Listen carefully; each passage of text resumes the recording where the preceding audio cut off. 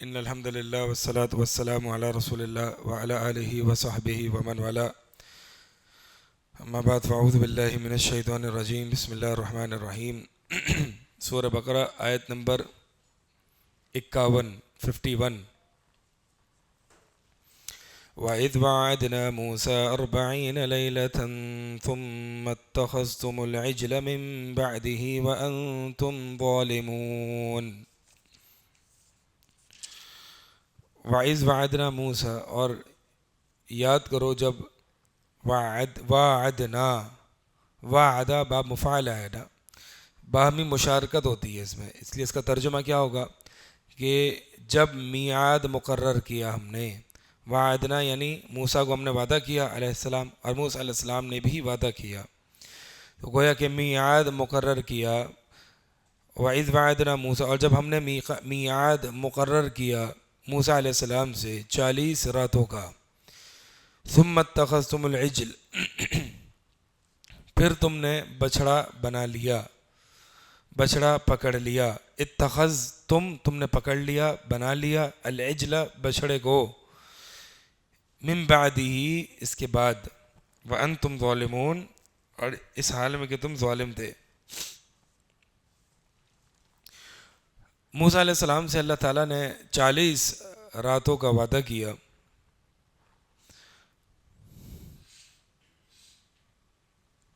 اور یہ انشاءاللہ آگے آئے گا، اس کی تفصیل جو ہے وہ آگے آئے گی سورہ بقرہ میں ہی.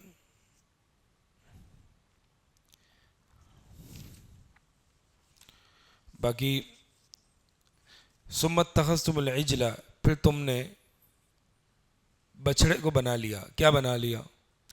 مفعول ثانی ذکر نہیں ہے، مفعول اول ذکر ہے. اس اتخذتم العجل الہا، یہ مفعول ثانی ہے، یعنی تم نے بچھڑے کو معبود بنا لیا.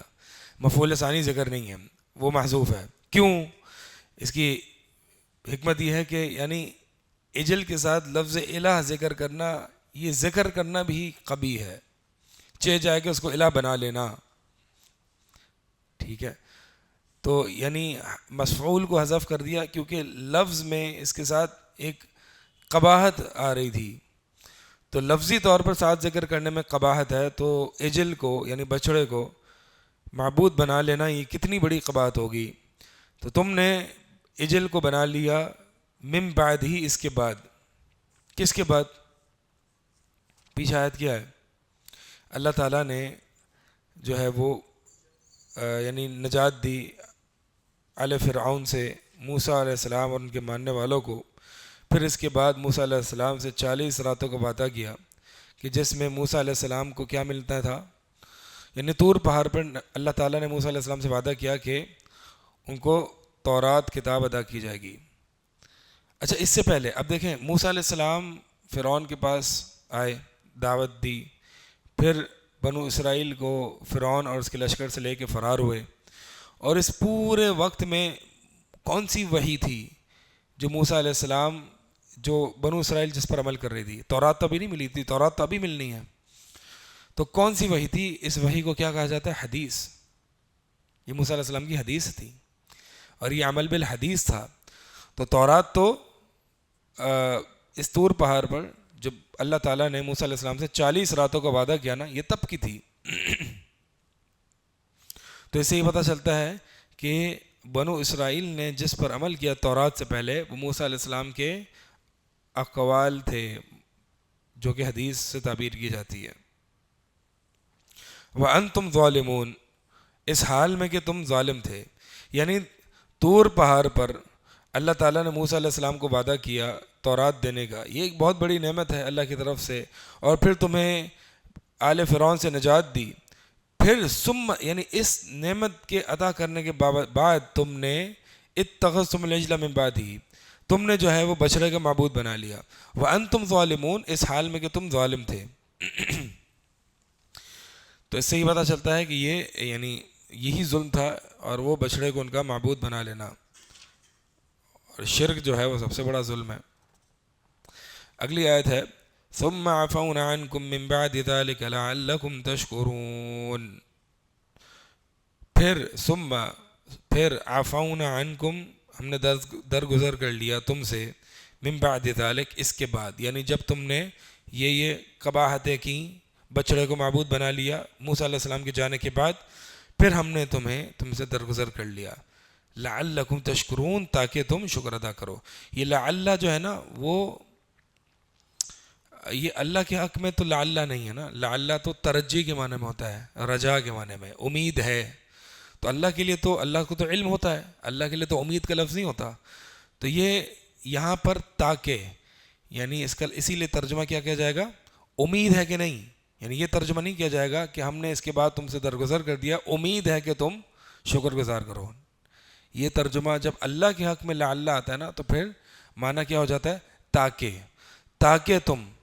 تاکہ تم شکر ادا کرو، یعنی یہ ہم نے اس لیے کیا تاکہ تم شکر ادا کرو۔ عفو جو ہے نا، کس کو کہتے ہیں؟ عفو، یعنی گناہ کو مٹا دینا اور اس کے آثار کو بھی مٹا دینا۔ اس کے آثار، گناہ کے جو آثار ہوتے ہیں اس دنیا میں اور آخرت میں، مشکلات اور پریشانیوں کی صورت میں، اس کو مٹا دینا، اس کو ختم کر دینا۔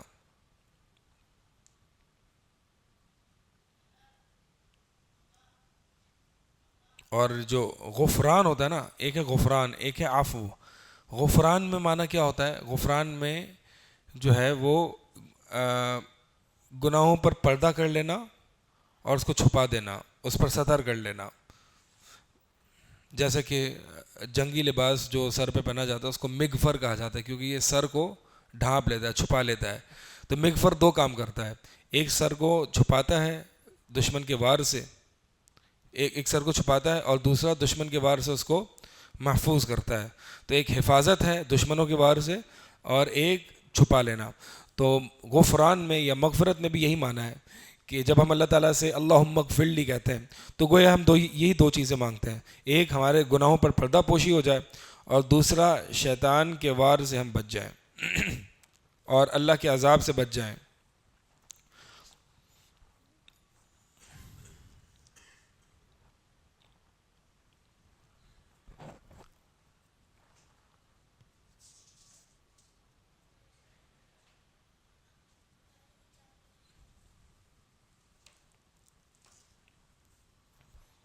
آگے ہے آیت نمبر 53، وَإِذْ آتَيْنَا مُوسَى الْكِتَابَ وَالْفُرْقَانَ لَعَلَّكُمْ تَهْتَدُونَ وَإِذْ قَالَ مُوسَى لِقَوْمِهِ يَا قَوْمِ إِنَّكُمْ ظَلَمْتُمْ أَنفُسَكُمْ بِاتِّخَاذِكُمُ الْعِجْلَ فَتُوبُوا إِلَى بَارِئِكُمْ فَاقْتُلُوا أَنفُسَكُمْ ذَلِكُمْ خَيْرٌ لَكُمْ عِندَ بَارِئِكُمْ فَتَابَ عَلَيْكُمْ إِنَّهُ هُوَ التَّوَّابُ الرَّحِيمُ وَإِذْ آتَيْنَا مُوسَى الْكِتَابَ، اور یاد کرو جب ہم نے موسیٰ علیہ السلام کو کتاب دی، کتاب دی، والفرقان، اور فرقان دیا، لعلکم تہتدون، تاکہ تم ہدایت یافتہ ہو جاؤ، تاکہ تم ہدایت پا جاؤ۔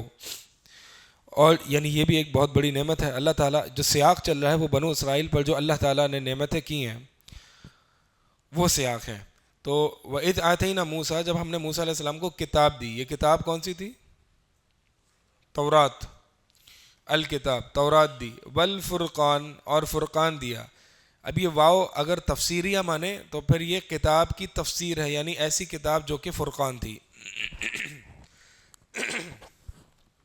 ایسی کتاب جو کہ فرقان تھی۔ فرقان کس کو کہتے ہیں؟ جو حق اور باطل میں فرق کر لے، حق اور باطل میں فرق کرنے والی ہو۔ اللہ تعالیٰ نے تورات کو بھی فرقان کہا، قرآن کو بھی فرقان کہا، جنگ بدر کو بھی فرقان کہا، محمد صلی اللہ علیہ وسلم کو ایک حدیث میں فرق بین الناس کا، یعنی دین اسلام گویا ہے ہی حق اور باطل میں فرق۔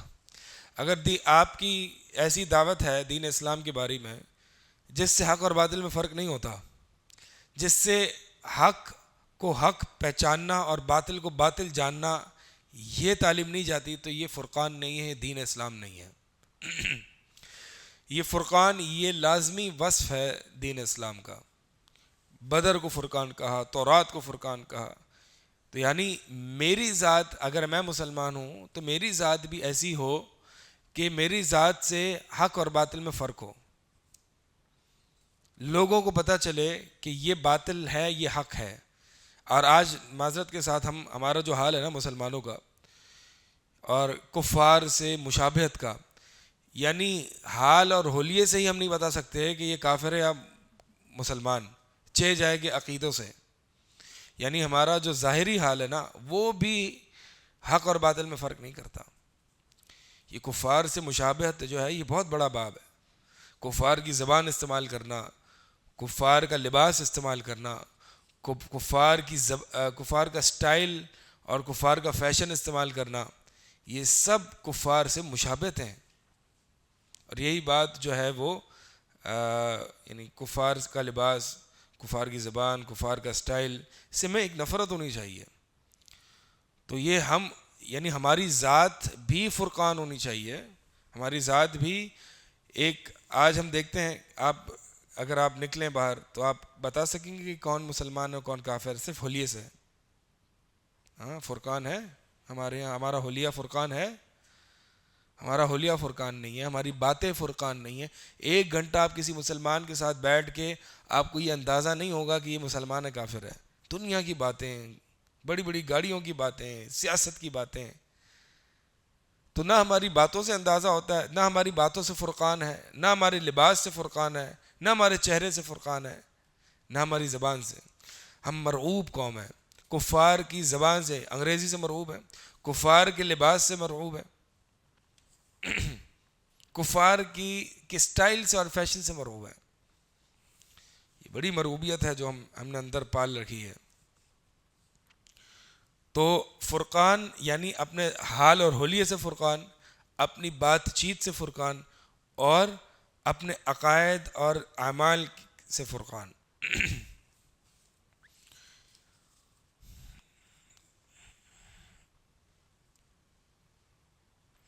تو وَإِذْ آتَيْنَا مُوسَى الْكِتَابَ وَالْفُرْقَانَ، اگر یہ واو تفسیریہ مانے تو یہ فرقان کتاب کا وصف ہے.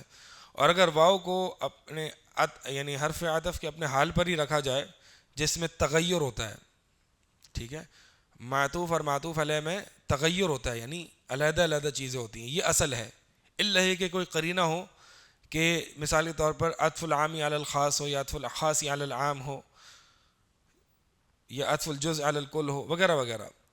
تو اصل تو یہ ہے کہ واو حرف عطف مغایرت چاہتا ہے. مغایرت پتہ کیا ہوتا ہے؟ یعنی اپنے ما قبل اور اپنے ما بعد دونوں علیحدہ علیحدہ چیزیں ہیں.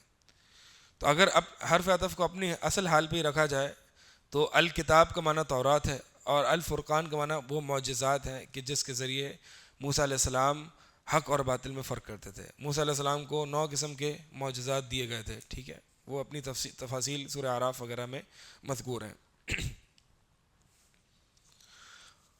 وَإِذْ قَالَ مُوسَىٰ لِقَوْمِهِ یا قوم انکم ظلمتم انفسکم باتخاذکم العجل، اور جب یاد کرو کہ موسیٰ علیہ السلام نے اپنی قوم سے کہا اے میری قوم، اے میری قوم. اب دیکھیں موسیٰ علیہ السلام کی قوم نے اتنا سنگین اور بھیانک جرم کا ارتکاب کیا اور وہ شرک، لیکن اس کے باوجود موسیٰ علیہ السلام دعوت ترغیب کے انداز سے ابتدا کر رہے ہیں، اور پھر اس کی اختتام بھی ترغیب سے کر رہے ہیں، کیونکہ مقصود یہاں پہ توبہ کی طرف لوگوں کو ترغیب دلانا ہے. تو لے قومی یا قومی، اے میری قوم، اے میری قوم. اس سے ہی پتہ چلتا ہے کہ پہلے جو دعوت دین میں جو ہے نا پہلے اپنائیت ہونی چاہیے. جن لوگوں کو آپ بلا رہے ہیں نا ان کے ساتھ آپ کی ایک اپنائیت ہو، ایک انسیت ہو. نبی علیہ الصلوۃ والسلام نے اپنی قوم کو دعوت دی، ایک انسیت تھی. یعنی مقصد یہ ہے کہ ایک تعلق ہو پہلے آپ کا جس کے ساتھ، آپ چاہے وہ دعوت دین آپ کی اولاد کو ہو، اپنے شوہر کو ہو، اپنی بیوی کو ہو، اپنے گھر والوں کو ہو، اپنے قوم قبیلے کو ہو، تو تعلق ہونا چاہیے، ایک اپنائیت سی ہونی چاہیے، اور پھر آپ نے دعوت دینی ہے. اگر آپ اپنے بچے کو دین کے بارے میں احکامات بتاتے رہتے ہیں اور آپ کا بچے سے تعلق اچھا نہیں ہے، اپنائیت سی نہیں ہے، تو یہ تو دعوت کا طریقہ کار نہیں نا. پہلے انسیت ہونی چاہیے، دعوت یعنی قربت ہونی چاہیے. وَإِذْ قَالَ مُوسَىٰ لِقَوْمِهِ يَا قَوْمِ، اس کا مطلب یہ نہیں کہ انسان رشتے ناطے ہی نبھاتا رہے اور حق کی بات نہ کہے، یہ معنی نہیں ہے. معنی یہ ہے کہ انسیت اور اپنائیت اور تعلق کا پہلو ساتھ ساتھ قائم رکھے دعوت دین کے ساتھ. یا قومی انکم، اے میری قوم، بلا شبہ تم، انفسکم، تم نے اپنے نفسوں پر ظلم کیا ہے. کیسے؟ باتخاذکم العجل، تمہارا بچھڑے کو بنا لینا، پکڑ لینا. اب یہاں پہ بھی الہن دوسرا مفعول ثانی ذکر نہیں ہے، ٹھیک ہے. وہی بات ہے کہ لفظ میں اس کی شناعت اور قباحت کی وجہ سے مفعول ثانی کو حذف کر دیا، یعنی باتخاذکم العجل الہن، کہ تم نے ظلم کیا اپنے نفس پر، بچھڑے کو، تمہارا بچھڑے کو معبود بنا لینا، یہ تمہارا ظلم تھا اپنے نفسوں پر. فتوبو، پس یہ فاؤ تعقیب کا ہے اور ترتیب کا ہے، یعنی فوراً گناہ ہو گیا فوراً توبہ کرو. فتوبو الی بارئکم، توبہ کرو اپنے پیدا کرنے والے کی طرف. توبو الا، یا الا سے لا آ رہا ہے نا، یعنی توبہ میں رجوع ہوتا ہے، رجوع الی اللہ ہوتا ہے، اللہ کی طرف رجوع کرنا ہوتا ہے. ٹھیک ہے، کوئی گناہ ہو گیا انسان سے، اللہ کی طرف رجوع کر رہا ہے، وہ اللہ کی طرف عبادت کر رہا ہے. باری کہتے ہیں خالق کو، پیدا کرنے والے کو. فاقتلوا انفسکم، پس ابھی توبہ کا طریقہ کیا ہوگا کہ فاقتلوا انفسکم، تم اپنے آپ کو یا ایک دوسرے کو قتل کرو. ذالکم خیر لکم عند بارئکم، یہ تمہارے لیے زیادہ بہتر ہے تمہارے پیدا کرنے والے کے نزدیک. فتاب علیکم، پس اللہ نے تمہاری توبہ کو قبول کیا. انہ هو التواب الرحیم، بلا شبہ وہ بہت زیادہ توبہ قبول کرنے والا، توبہ کی توفیق دینے والا ہے، اور الرحیم ہے، خوب رحم کرنے والا ہے. اچھا، یہ فقتلوا انفسکم کا کیا معنی ہے کہ اپنے نفسوں کو قتل کرو؟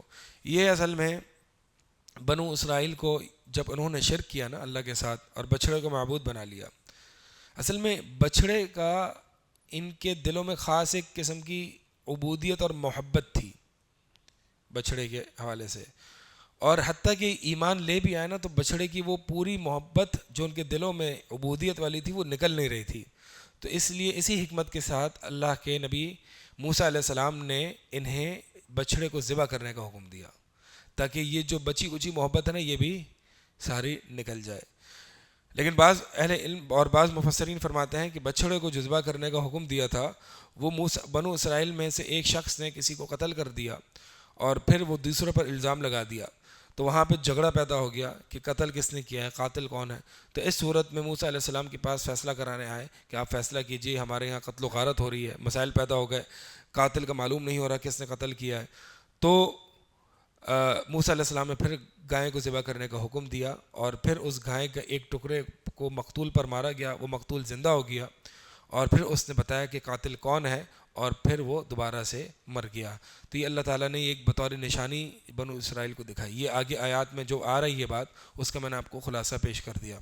مقصود یہ ہے کہ ان کے دلوں میں گائے کی محبت جو ہے نا، اور یہ بات ہے کہ جب ایک بندہ کسی بدعت سے توبہ کرتا ہے یا کسی شرک سے توبہ کرتا ہے تو اس کے کچھ نہ کچھ اثرات اسلام لانے کے باوجود اور توبہ کرنے کے بعد بھی وہ اثرات اس کے دل میں رہ جاتے ہیں.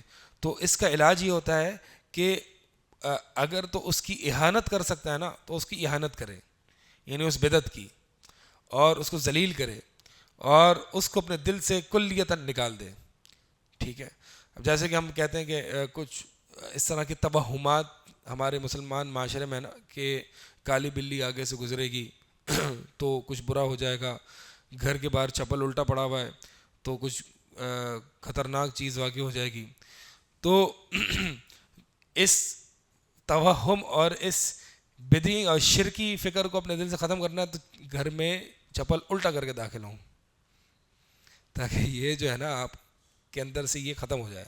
ٹھیک ہے، تو اب یہاں پہ موسیٰ علیہ السلام نے دیکھیں بچھڑے کو ذبح کرنے کا حکم دیا، اور یہی بات اور بھی جو بھی شرکیہ افکار سے آپ توبہ کر چکے ہیں یا بدعات سے آپ توبہ کر چکے ہیں تو اس طریقے سے اس کو ذبح کریں، تاکہ جیسے کہ بچھڑے کو ذبح کیا گیا اس بدعت کو ذبح کریں تاکہ جو ہے. لیکن اس کا مطلب یہ نہیں ہے کہ بہت سے لوگ جو ہے نا اس کا الٹا ریاکشن، بدعت کا ریاکشن بدعت سے دیتے ہیں. جیسے کہ یوم عاشورہ کو شیعہ سوگ مناتے ہیں نا، تو اب اس کی مخالف لوگ اتنی مخالفت پر اتر آئے کہ اس دن وہ جو ہے وہ یوم عاشورہ کو خوشی کا دن مناتے ہیں، خوشیاں بانٹتے ہیں. ٹھیک ہے، تو یہ بھی ایک الگ انتہا ہے. یہ کام کرنے کا نہیں کہہ رہا، ذبح کرنے کا کہہ رہا ہوں. بدعت کو ذبح کرنا ہے، بچڑا لا کے دوسرا جانور کھڑا کرنے کا نہیں کہہ رہا. ٹھیک ہے.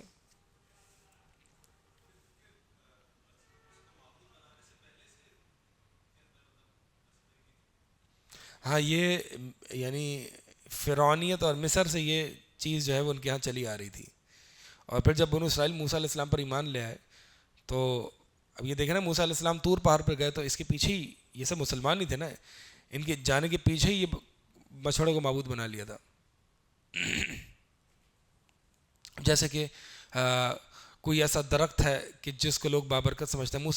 عمر بن خطاب رضی اللہ تعالیٰ عنہ نے بیعت رضوان جس کے تحت صحابہ نے نبی علیہ السلام سے بیعت کی تھی, تو اس درخت کو ہی جڑ سے اکھاڑ دیا, وہ کاٹ دیا تاکہ یہ بدعت جو ہے وہ ذبح ہو جائے سرے سے. تو یہ مقصد یہ ہے, بدعت کو ذبح کرنے کا مقصد یہ ہے کہ دل میں اگر یہ تھوڑی بہت رہے گی نا تو یہ کینسر کی طرح اگتی جاتی ہے, بڑھتی جاتی ہے, اور یہ جو ہے وہ پھر انسان کو ہلاک کر دیتی ہے. خیر آگے چلتے ہیں. کیا بات ہو رہی تھی, ایک بات ذکر ہوتی اس سے پہلے, توبہ کی کیفیت, توبہ کی فقتلوا انفسکم. اچھا, فقتلوا انفسکم یعنی کیا مطلب اپنے آپ کو قتل کرنے کا؟ ابن عباس رضی اللہ تعالیٰ عنہما نے اس کی تفسیر بیان کی ہے, اور واللہ عالم یہ بنو اسرائیلیات میں سے, اور اسرائیلیات کو لینے میں کوئی حرج نہیں ہے.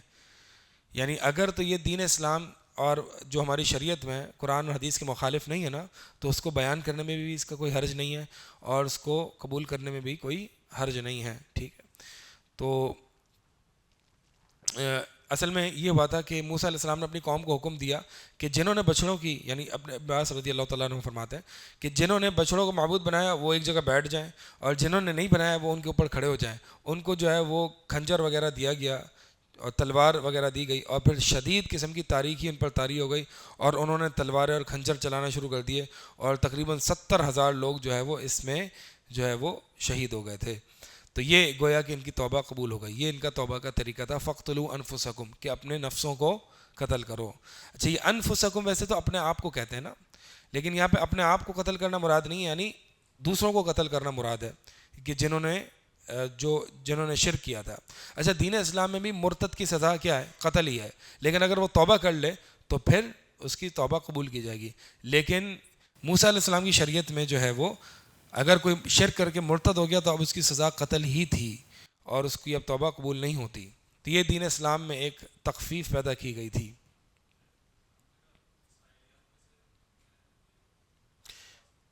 ہاں, ابن عباس رضی اللہ تعالیٰ عنہما کئی جگہ اسرائیلی روایات بیان کرتے ہیں نا. کعب الاحبار ہیں رحمہ اللہ, وہ بھی مشہور ہیں اسرائیلی روایات قرآن کی آیات کے ضمن بیان کرنے میں, اور بھی بعض صحابہ ہیں.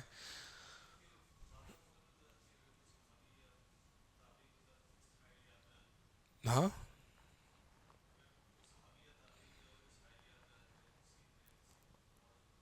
تو اس کو قبول کیا جائے گا, اس کو قبول کیا جائے گا. اور اس پہ یعنی اگر دین اسلام کے کہیں شریعت کے نص کے کوئی مخالف نہیں ہے. بعض لوگوں کا رویہ یہ ہوتا ہے اسرائیلیات سرے سے وہ جو ہے نا وہ فارغ کر دیتے ہیں, وہ مطلب کسی خاتے میں ہی نہیں رہتے ہیں, کہتے ہیں نہیں یہ اسرائیلیات ہمیں بس قرآن حدیث. تو کیا ابن عباس کو نہیں پتا تھا قرآن حدیث ہوتی ہے؟ کعب الاحبار کو, دیگر صحابہ کو نہیں پتا کہ قرآن حدیث ہوتی ہے؟ یہ ایک عجیب قسم کی ظاہریت ہے جو ہمارے یہاں جو ہے نا وہ بعض لوگوں میں پائی جاتی ہے. ہاں, مطلب یہ ہے کہ اس کو نہ جھٹلاؤ اور نہ اس کو سچا کہو. اب یہ خبروں کے باب سے ہے نا, اب یہ خبر کے باب سے ٹھیک ہے آپ نے لے لی, اور یہ کیا فقتلوا انفسکم کے بالکل موافق دکھائی دے رہی ہے نا یہ وہ روایت. تو بات یہ ہے کہ اگر یعنی جو لوگ یہ کہتے ہیں نا کہ ہمیں بس قرآن کی آیت میں بس صرف صحیح حدیث کافی ہے, اور اس کی تفسیر کے لیے ہمیں اسرائیلی روایات کی کوئی پیش کرنے کی ضرورت نہیں ہے, تو سوال یہ ہے کہ کیا ابن عباس کو یہ باتیں نہیں پتہ تھیں, صحابہ کو نہیں پتہ تھیں؟ تو ہم بہت ساری چیزیں جو ہے نا اپنے عقل سے سمجھ رہے ہوتے ہیں, حالانکہ صحابہ کچھ اور. تو صحابہ کا منہج اور اسرائیلیات کا تفسیر میں ذکر کرنے کا ایک منہج ہے, اور یہ بہرحال اس میں تفصیل ہے, ابھی اس وقت نہیں جانے کا.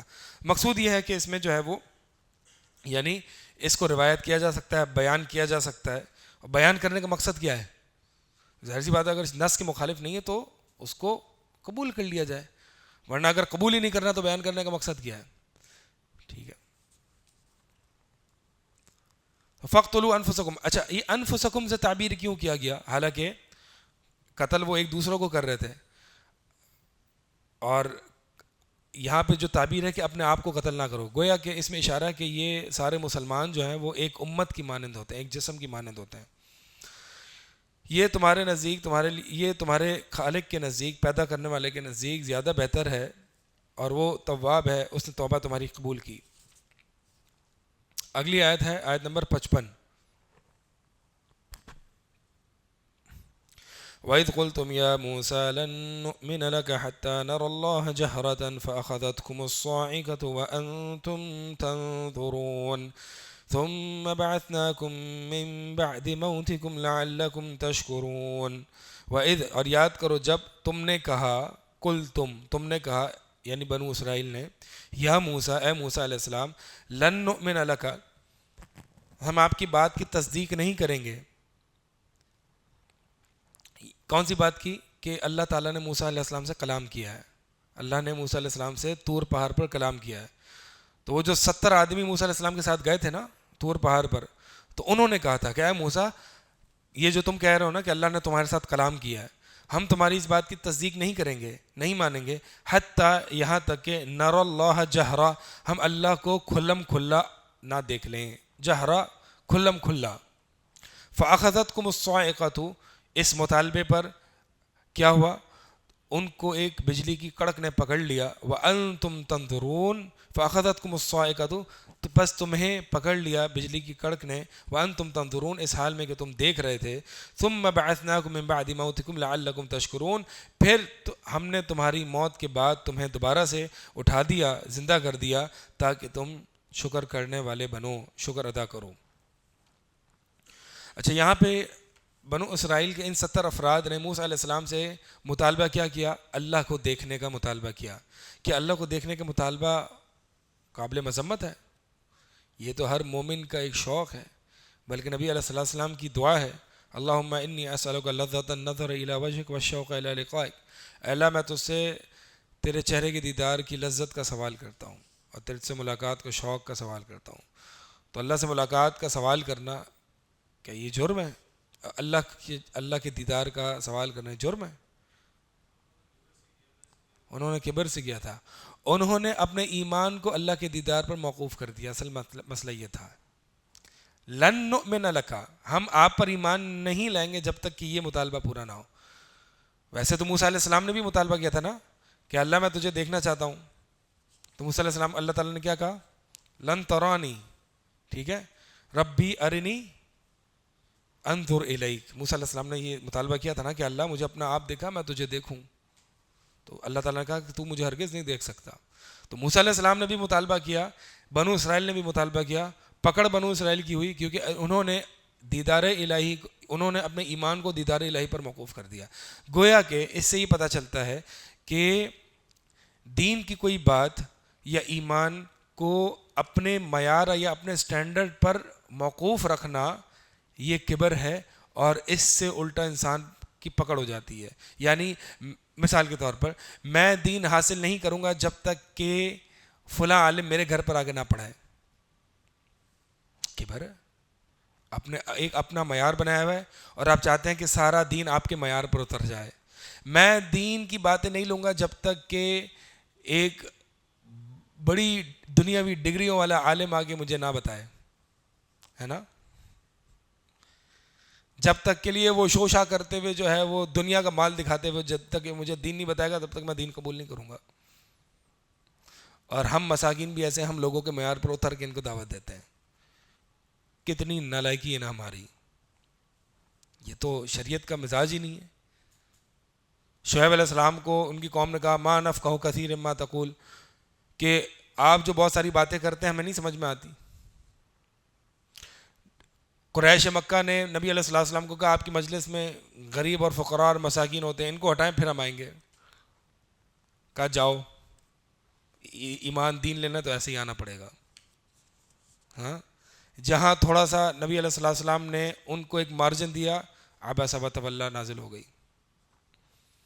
تو بات سمجھانا یہ چاہ رہا ہوں، کبھی بھی انسان کو دین کے معیار سے نیچے اتر کے لوگوں کو دین قبول کروانا یہ کوئی نبوی منہج نہیں ہے کہ جی لوگ دین کو قبول کر لیں، تو دین کو قبول کرنے آپ نے دین کا ستیہ ناش کر دیں۔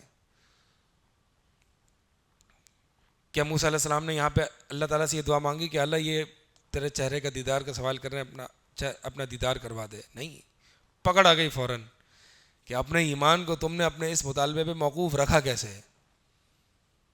نہیں لاتے نہ لاؤ، لیکن اس طرح کا یہ کبر جو ہے نا انسان کو یہ اچھی بات نہیں ہے. انسان کو خود چل کے خود انسان پیاسا کنویں کی طرف جاتا ہے. تو ہم جب تک کہ ایمان نہیں لائیں گے اے موسیٰ، ہم تیری بات تسلیم نہیں کریں گے. یہ ایسے ہی ہے جیسے کہ ہم حدیث کو تسلیم نہیں کریں گے جب تک کہ ہماری عقل میں نہ آ جائے، کہ اس کو سائنس ثابت نہ کر دے، ہمارے قوم قبیلے والے اس کو انڈورس نہ کریں.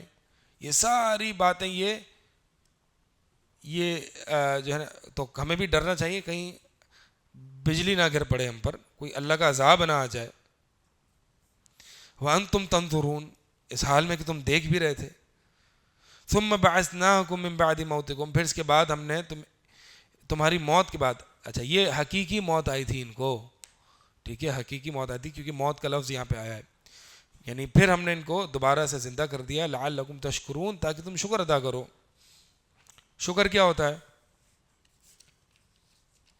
شکر ہوتا ہے کہ کسی کے انعام پر آپ اس کا شکر ادا کریں، اور حمد کسی کی صفات کاملہ پر اس کی تعریف بیان کریں. تو حمد میں ضروری نہیں ہے اس نے آپ پر انعام کیا ہو، اس کا کمال ایسا ہے اپنے آپ میں کہ آپ اس کی تعریف بیان کرتے ہو. اور شکر میں گویا کہ اس نے آپ پر انعام کیا تو آپ نے بدلے میں شکر کیا. اور شکر جو ہے وہ زبان سے بھی ہوتا ہے، اعضاء سے بھی ہوتا ہے، دل سے بھی ہوتا ہے. اگلی آیت نمبر 57. وَظَلَّلْنَا عَلَيْكُمُ الْغَمَامَ وَأَنزَلْنَا عَلَيْكُمُ الْمَنَّ وَالسَّلْوَىٰ كُلُوا مِن طَيِّبَاتِ مَا رَزَقْنَاكُمْ وَمَا ظَلَمُونَا وَلَٰكِن كَانُوا أَنفُسَهُمْ يَظْلِمُونَ. وَظَلَّلْنَا عَلَيْكُمُ الْغَمَامَ، اور ہم نے بادل کا سایہ کیا تم پر. ظللنا سایہ کیا ہم نے، علیکم تم پر، الغمامہ بادلوں کا، بادل کا. وَأَنزَلْنَا عَلَيْكُمُ الْمَنَّ، یعنی یہ جب صحرائے سینا میں، یعنی جب بنو اسرائیل کو موسیٰ علیہ السلام فرعون سے بھگا کے لے گئے اور نجات دلا دی، تو پھر وہ جو ہے وہ صحرائے سینا میں جو ہے وہ وہیں پہ ان کا قیام رہا. تو اب اس صحرا کھلا آسمان ہے، کوئی چھت نہیں ہے، تو اللہ تعالیٰ نے ایک اور انعام کیا ان پر کہ بادل کو بطور سائے کے ان پر مقرر کر دیا.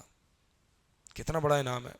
وَأَنزَلْنَا عَلَيْكُمُ الْمَنَّ وَالسَّلْوَىٰ، چھت یعنی یہ چھت مقرر کرنے کے بعد اللہ تعالیٰ نے ان کے کھانے پینے کا بندوبست کیا. اور کھانا پینا کوئی ہلکا نہیں، بڑا زبردست قسم کا، جو ان کو بغیر کسی محنت کے حاصل ہو جاتا. اور وہ کھانا کیا تھا؟ من اور سلوہ. من کیا ہے؟ من حدیث میں آتا ہے، نبی علیہ الصلوۃ والسلام نے فرمایا الکمأۃ من المن وماؤها شفاء للعین. من کھمبی کو کہتے ہیں، کھمبی من میں سے ہے. من کیا ہوتا ہے؟ نبی علیہ الصلوۃ والسلام نے فرمایا کھمبی من میں سے ہے. کھمبی کہتے ہیں نا مشروم کو، نہیں پتا؟ کھمبی مشروم ہوتا ہے نا، پتہ ہے مشروم تو پتہ ہے نا.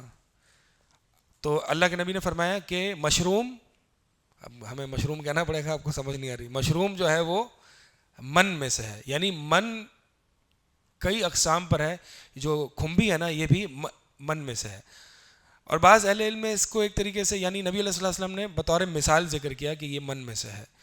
یعنی ہر وہ چیز جو بغیر کسی محنت اور مشقت کے اگاتی ہے اس کو جو ہے وہ من کہا جاتا ہے.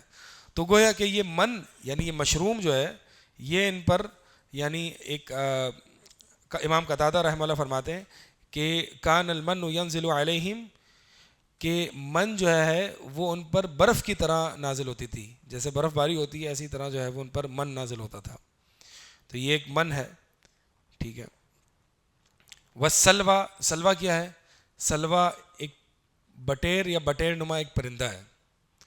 اب ان کو فریش تازہ خالص بٹیر ہر وقت میسر تھے، ہر وقت ان کے پاس آتے تھے، کھاتے تھے وہ، اور من بھی کھاتے تھے، سلوہ بھی کھاتے تھے. تو کلوا من طیبات، اب یہ کھانے پینے کا اللہ تعالیٰ نے انتظام کر لیا. کلوا من طیبات ما رزقناکم، کھاؤ. یہ فعل امر ہے، یہ فعل امر اباحت کے لیے ہے. فعل الامر للاباحہ والامتنان، اباحت کے لیے کہ کھاؤ یعنی جائز ہے تمہارے لیے، اور امتنان احسان جتلانے کے لیے کہ کھاؤ یہ ہمارا احسان ہے تم پر، من طیبات ما رزقناکم، ان پاکیزہ چیزوں میں سے جو ہم نے تمہیں رزق عطا کی، وما ظلمونا، اور ہم نے ظلم نہیں کیا، ولکن کانوا انفسہم یظلمون، لیکن انہوں نے اپنے آپ پر ہی ظلم کیا۔ کیسے ظلم کیا؟ یعنی ہم نے ان کو یہ من و سلوہ اتارا، ان کو دیا یہ کھلم کھلا، ان کو کوئی محنت کرنے کی ضرورت نہیں، کمانے کی ضرورت نہیں، ان کو چاہیے یہ تھا کہ اب اللہ کے دین کو ٹائم دیں، جہاد فی سبیل اللہ کو ٹائم دیں، علم و تعلم میں اپنا وقت گزاریں، لیکن ان کو یہ عزت راز نہ آئی، انہوں نے سبزیاں مانگنا شروع کر دی، انہوں نے کہا اب ہمیں ایک کھانے پر ہمارا صبر نہیں ہوتا، موسیٰ علیہ السلام سے سبزیاں مانگی، گندم مانگا، پیاز مانگی، آگے آیت آ رہی ہے، تو اللہ تعالیٰ نے ان پر ذلت اور محتاجی مسلط کر دی۔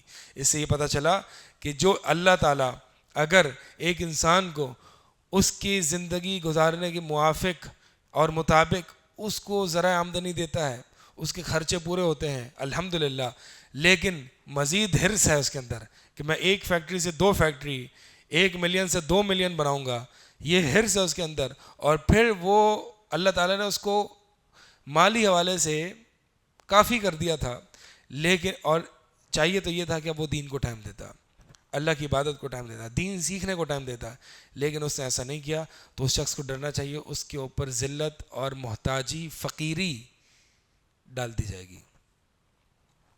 آج ہمارا یہی ہے، روز یہ ہمارا جو بنا ہے نا روٹین، روز کمانا ہے، 9 to 5، روز جانا ہے، روز۔ چلو جاب والے ہیں وہ سمجھ میں آتی ہے، ان کی تو جاب ہے،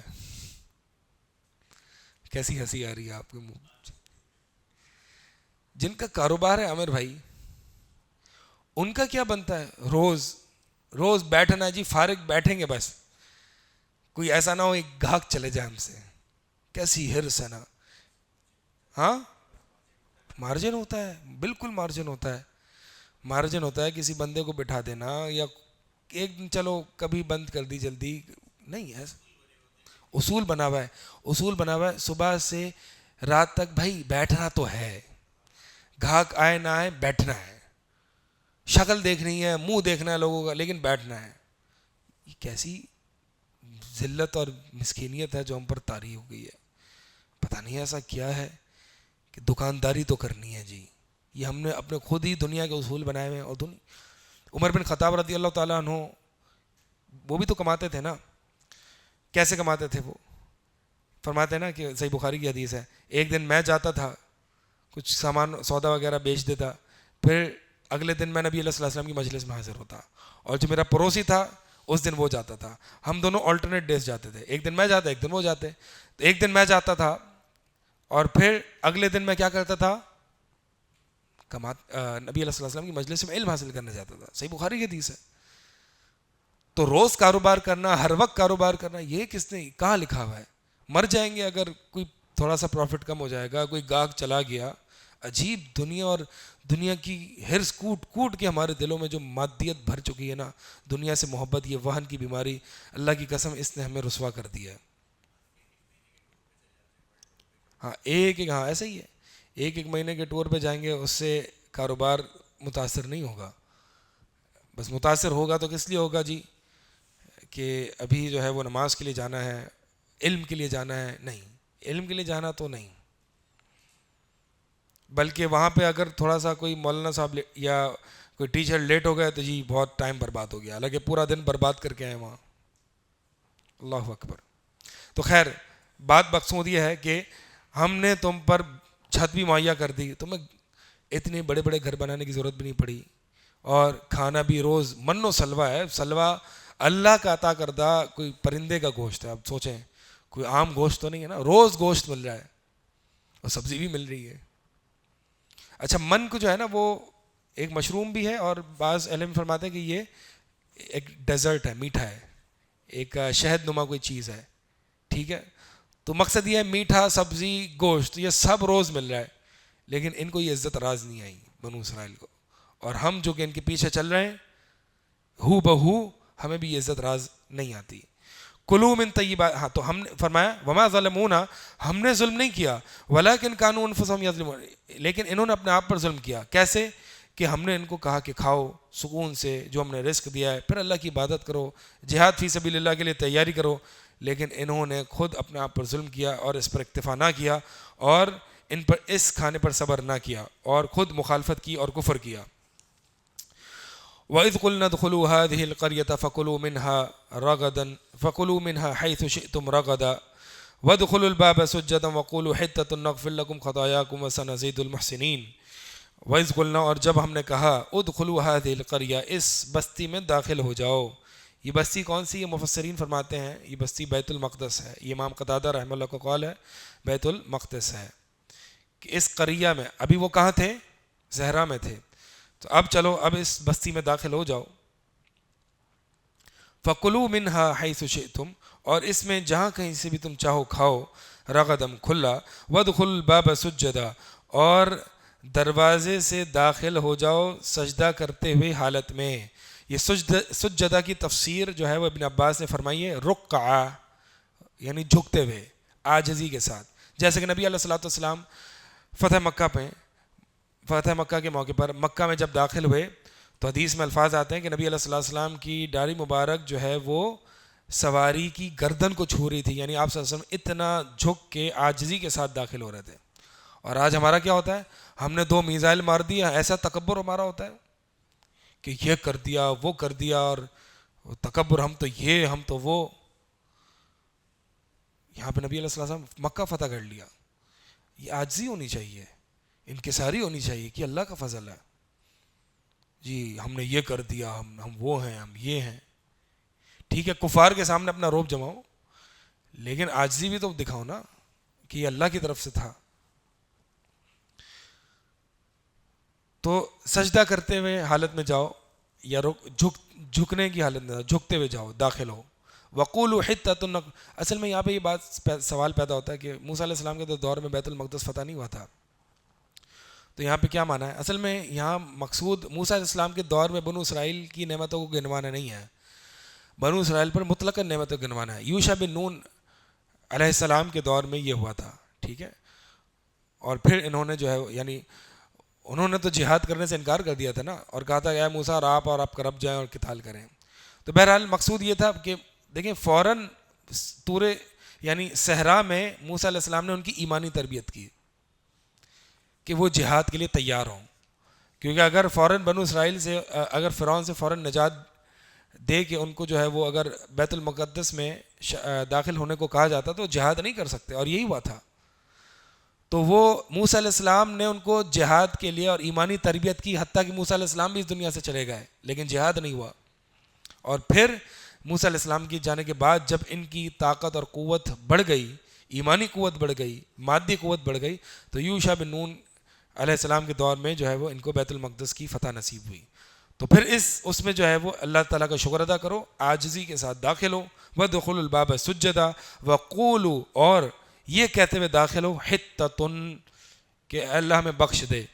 حِطَّةٌ یعنی حِطَّةٌ اس کا مبتدا محذوف ہے، یہ خبر ہے مرفوع ہے، اس کا مبتدا محذوف ہے، یعنی سؤالنا حِطَّةٌ، کہ اللہ ہمارا سوال حِطَّةٌ مغفرت ہے، سؤالنا مغفرۃ، ہمارا سوال مغفرت ہے۔ حِطَّةٌ یعنی حُطَّ عنا ذنوبنا، کہ اللہ ہم سے ہمارے گناہ کو جو ہے وہ جھاڑ دے، معاف کر دے۔ یعنی یہ 2 کام کرتے ہوئے تم نے داخل ہونا ہے، ایک عاجزی اور انکساری، جھکتی ہوئی حالت میں، سجدہ کرنے والی حالت میں، رکوع کرنے والی حالت میں، اور دوسرا اللہ سے مغفرت طلب کرنی ہے۔ تو ہم کیا کریں گے؟ نغفر لکم خطایاکم، ہم تمہارے گناہوں کو معاف کر دیں گے، تمہاری خطاؤں کو معاف کر دیں گے، اور تو اور وسنزید المحسنین، ہم محسنین کو مزید اور زیادہ دیں گے۔ یعنی ہم نے تمہیں بیت المقدس دیا اور بہت ساری نعمتیں دیں، اور مزید تمہیں ہم دیں گے اگر تم یہ کام کرتے ہوئے داخل ہوگے۔ صحیح بخاری کی حدیث ہے، نبی علیہ الصلوۃ والسلام نے فرمایا کہ بنو اسرائیل سے کہا گیا کہ ادخلوا الباب سجدا وقولوا حطۃ، کہ سجدہ کرتے ہوئے حالت میں دروازے سے داخل ہو اور مغفرت مانگتے ہوئے داخل ہو۔ فدخلوا يزحفون على استاحهم، تو وہ جو ہے کس حال میں داخل ہوئے؟ اپنی سرینوں کو زمین پر گھسیٹتے ہوئے، فبدلوا، انہوں نے اللہ تعالیٰ کے اس قول کو بدل دیا اور کہا، یعنی حتتن کی جگہ کیا کہا، حبتن فی شعرتن، حبتن فی شعرتن، دانا بالی میں. یہ کتنی استہزاء، اللہ کے حکم کا استہزاء کیا اور مذاق کیا. اللہ نے ان کو کہا سجدے کی حالت میں داخل ہو، یہ اپنی سرینوں کے بل گھسیٹتے ہوئے داخل ہوئے. اور دوسرا حتتن ان سے کہا گیا تو یہ حبتن کہنے لگے، دانا بالی میں، دانا چاہیے دانا. کیسی کمبخت قوم ہے یہ. علیہ من اللہ ما یستحق ما یستحقون، عجیب ہی قوم ہے نا یہ. تو انہوں نے گویا کہ اللہ تعالیٰ کے اس فرمان میں حتتن میں تحریف کر دی اور حتتن میں ایک جملہ بڑھا دیا، حنتتن گندم، یا حبتن، حتتن یا حبتن، تو کی جگہ با کر دیا. ابن القیم رحمہ اللہ فرماتے ہیں ہمارے یہاں بھی کچھ ایسے ہیں، مسلمانوں میں بھی کچھ ایسے ہیں جو استوا کو استیلا کر دیتے ہیں. استوا، استولا، کس کا اضافہ کرتے ہیں؟ ہاں، استولا، استوا، یعنی وہ بھی ایک حرف کا اضافہ کر دیتے ہیں. ٹھیک ہے، ہمارے یہاں بھی ایسے لوگ موجود ہیں.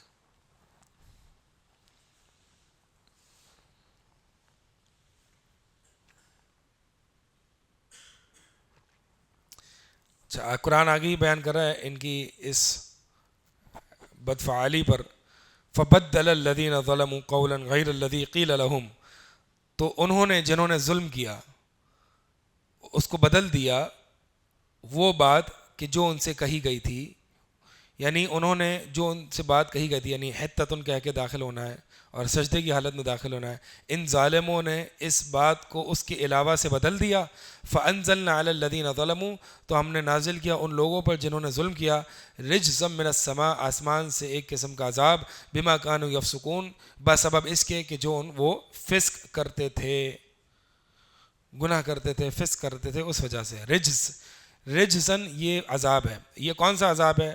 صحیحین میں آتا ہے، نبی علیہ الصلوۃ والسلام فرماتے ہیں الطاعون رجس ارسل علی طائفۃ من بنی اسرائیل، کہ طاعون کی بیماری جو ہے یہ رجس ہے، یہ عذاب ہے جو کہ بنو اسرائیل کے ایک گروہ پر نازل ہوا تھا. لہٰذا جب تم کسی زمین میں کسی جگہ طاعون کے متعلق یا وبا، یہ جو طاعون کی جو وبا ہے اس سے متعلق سنو کہ کسی زمین میں ایک وبا ہے، تو اس میں داخل نہ ہو. اور جس جگہ تم ہو اور وہاں پہ یہ وبا عام ہو جائے تو وہاں سے، اس جگہ سے فرار ہوتے ہوئے نکلو نہ. تو یہ طاعون کی بیماری، جیسا کہ نبی علیہ الصلوۃ والسلام نے حدیث میں فرمایا.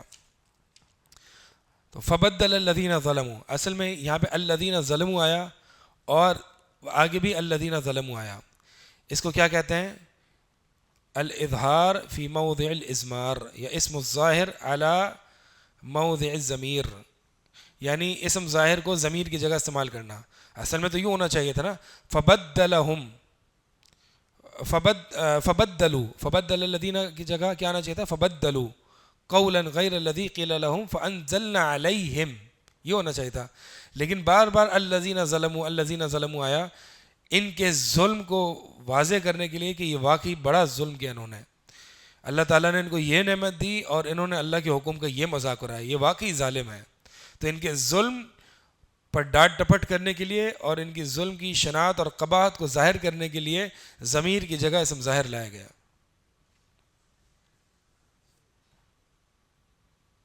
کیا ہوا؟ سمجھ آ گئی؟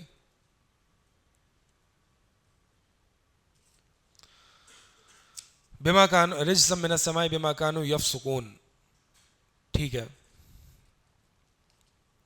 آگے وَإِذَا اسْتَسْقَىٰ مُوسَىٰ لِقَوْمِهِ فَقُلْنَا اضْرِب بِّعَصَاكَ الْحَجَرَ فَانفَجَرَتْ مِنْهُ اثْنَتَ عَشْرَةَ عَيْنًا قَدْ عَلِمَ كُلُّ أُنَاسٍ مَّشْرَبَهُمْ كُلُوا وَاشْرَبُوا مِن رِّزْقِ اللَّهِ وَلَا تَعْثَوْا فِي الْأَرْضِ مُفْسِدِينَ. وَإِذَا اسْتَسْقَىٰ مُوسَىٰ، اور یاد کرو کہ جب موسیٰ علیہ السلام نے اپنی قوم کے لیے پانی اللہ سے طلب کیا، فَقُلْنَا اضْرِب بِّعَصَاكَ الْحَجَرَ، تو ہم نے کہا، فَقُلْنَا، ہم نے کہا، اس سے اللہ کا کلام ثابت ہوتا ہے. اضرب، مار، اے موسیٰ مار، بعصاک، اپنی لاٹھی سے، الحجر، پتھر کو. کون سا پتھر تھا؟ واللہ عالم. پتھر کو مار. موسیٰ علیہ السلام کو یہ حکم ہوا. پھر کیا ہوا؟ فانفجرت منہ اثنتا عشرۃ عینا، تو پس پھوٹ پڑی اس سے 12 چشمے، پھوٹ پڑے اس سے 12 چشمے، قد علم کل اناس مشربہم، ہر لوگوں نے یہ جان لیا ان کے پینے کی جگہ، کلو وشربو، کھاؤ اور پیو، من رزق اللہ، اللہ کے رزق میں سے، ولا تعثوا فی الارض مفسدین، اور زمین میں فساد کرتے ہوئے نہ چلو پھرو، فساد کرنے کی کوششیں نہ کرو، زمین میں فساد کرتے ہوئے نہ چلو۔ اچھا، یہ 12 چشمے کا کیا حکمت ہے؟ بنو اسرائیل کے 12 قبیلے تھے، ہر قبیلے کے لیے ایک چشمہ، تاکہ کوئی اختلاف اور کوئی نزاع نہ ہو۔ تو موسیٰ علیہ السلام نے یہ استسقاء، ہماری شریعت میں بھی صلاۃ استسقاء ہے، بارش طلب کرنے کے لیے خاص نماز ہے، اور اس کے بعد ایک خاص کیفیت کی کا خطبہ اور دعا ہے۔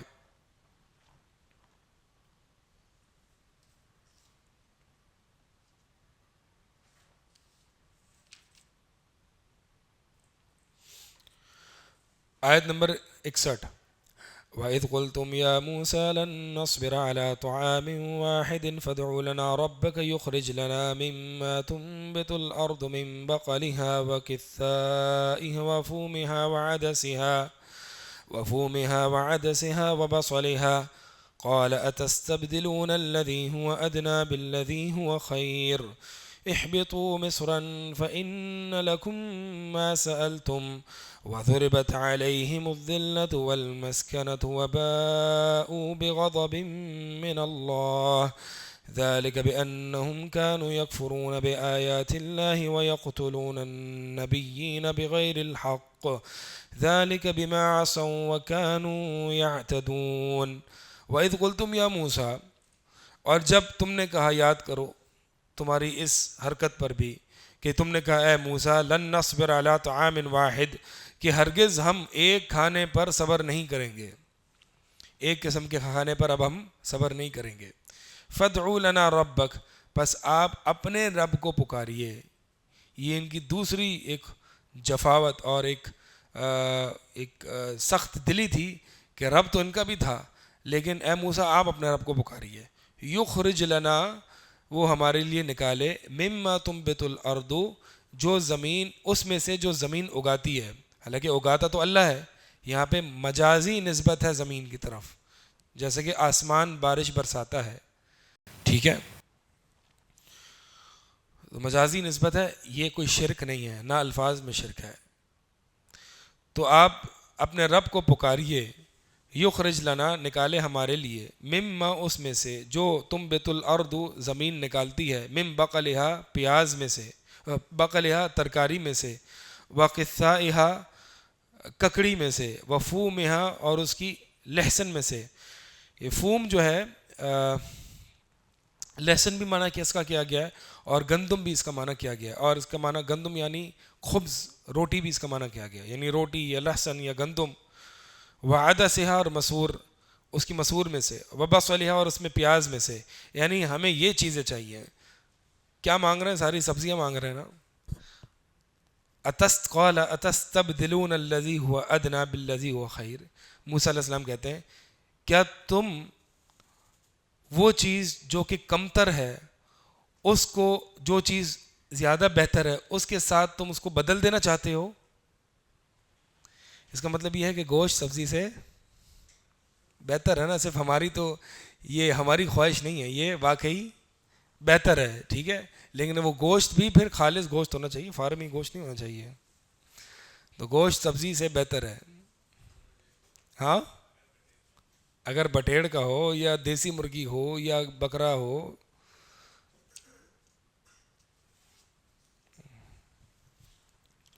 تو اب ان کو جو ہے وہ گوشت پر صبر نہیں ہو رہا جی۔ انسان تو انسان ہے نا، عجیب کیسا ہے انسان، ہم بھی ایسے ہی ہیں، ہمیں اگر جو ہے نا وہ روز اچھا کھانا ملے نا تو مزہ نہیں آئے گا ہمیں، یہ ناشکری ہے انسان کی۔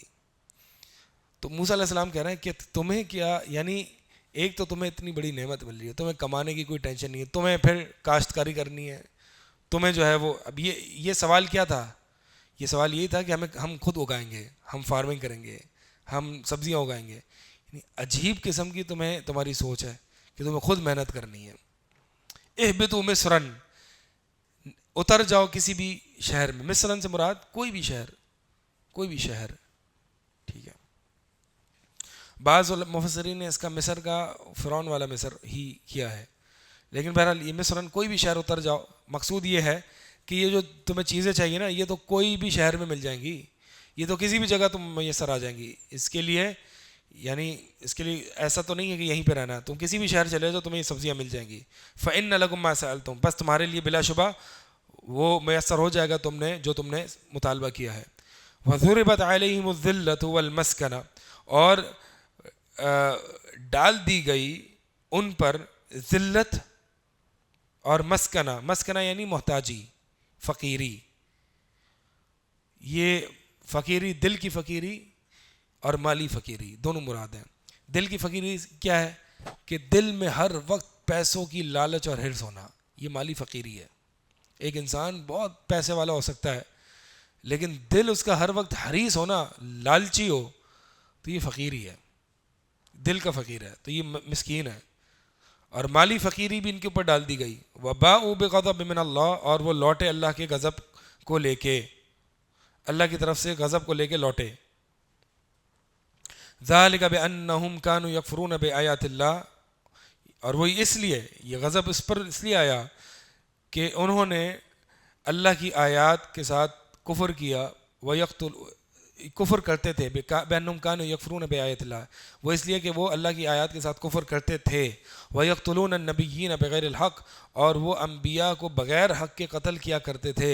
وَذَلِكَ بِمَا عَصَوْا وَكَانُوا يَعْتَدُونَ, اور وہ اس لیے کہ انہوں نے نافرمانی کی اور حد سے تجاوز کیا.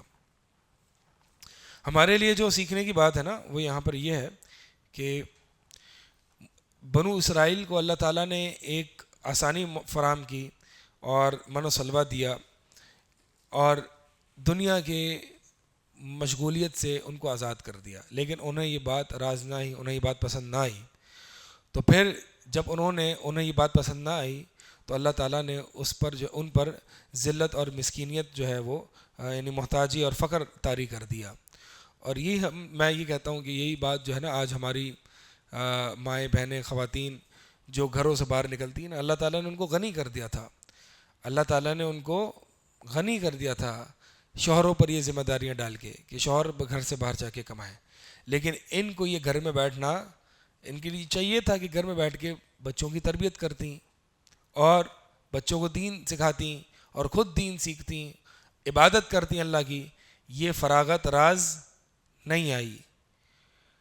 تو اللہ تعالیٰ نے ایسی فیمنسٹ اور لبرل خواتین پر وہی ذلت اور محتاجی طاری کر دی کہ اب وہ اپنی شوہر کے تابع نہیں بلکہ اپنے باسز اور امپلائرز کے تابع ہیں. وہ اپنے باسز اور امپلائرز کے آگے ذلیل ہو رہی ہیں. ایسا ہی ہے یا نہیں؟ تو وہ گھر سے باہر نکل رہی تھیں کہ ہمیں یہ عزت راز نہیں آ رہی, اور اس سے بھی زیادہ یعنی وہ یہ سمجھتی تھی کہ گھر میں ہم گویا کہ شوہر کے ماتحت ہو کے ذلیل ہیں. اب وہ باسز اور امپلائرز کے آگے اس سے بھی بڑی ذلیل ہیں, حالانکہ گھر میں کم سے کم ملکہ بن کے تو رہتی تھی. شوہر کی اطاعت تو بہرحال اطاعت ہے. اور یہ بات ہم مردوں کے لیے بھی ہے کہ اللہ تعالیٰ نے اگر ہمیں اتنا دے دیا نا کہ جس سے ہمارا زندگی کا گزر بسر ہو رہا ہے, اور کبھی بیماری یا اس طرح کے ایسے حادثات پیش آ جائیں اس کے لیے ہمارے پاس کچھ نہ کچھ سیونگ ہے, تو پھر بہت زیادہ تمنا کرنا, بڑے بڑے بینک بیلنسز کی تمنا کرنا, کارپوریٹ امپائرز کھڑے کر دینا, ایک گاڑی اللہ نے دی ہوئی ہے تو نہیں اس کو بار بار تبدیل کرنے کا چسکا ہونا کہ نہیں مجھے دوسری گاڑی چاہیے, اب بور ہو گیا میں ایک گاڑی 6 مہینے 1 سال چلا کے. یہ ساری وہ باتیں ہیں کہ اللہ کی دی ہوئی چیزوں پر ایک انسان اس کو راز نہ ہے اور پھر دنیا میں مزید اپنے آپ کو بڑھائے اور مزید محنت کرے. ہوتا ہی ہے کہ انسان کیا کرتا ہے, انسان تھوڑا کماتا ہے. یہ آپ کو میں ایک فلسفہ بتاؤں, عجیب فلسفہ ہے ہمارا. ہم ایک انسان ہے, مثال سے بات سمجھاتے ہیں, ایک انسان ہے اس کی 50,000 انکم ہے, وہ اپنے خرچے الحمدللہ طریقے سے پورے کر رہا ہے اس 50,000 میں, لیکن اس کو خواہش ہے کہ میری یہ سیلری بڑھے, اس کے لیے وہ اور محنت کرتا ہے. وہ 50,000 سے وہ 1 لاکھ ہو جاتی ہے. اب جب وہ 1 لاکھ ہو جاتی ہے تو اس کے خرچے بھی بڑھ جاتے ہیں, ٹھیک ہے, سیونگ اتنی ہی ہوتی ہے, خرچے بڑھ جاتے ہیں. وہ مسکین سمجھتا ہے میں کوئی امیر ہو گیا، میں اچھی زندگی گزار رہا ہوں.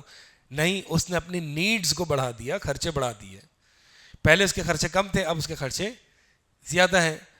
پھر وہ مزید اور محنت کرتا ہے اور ٹائم لگاتا ہے، جانوروں کی طرح صبح شام کام کرتا ہے. اس کی انکم 1 لاکھ سے ہو جاتی ہے 2 لاکھ. پھر مزید وہ اپنے مزید خرچے بڑھا لیتا ہے.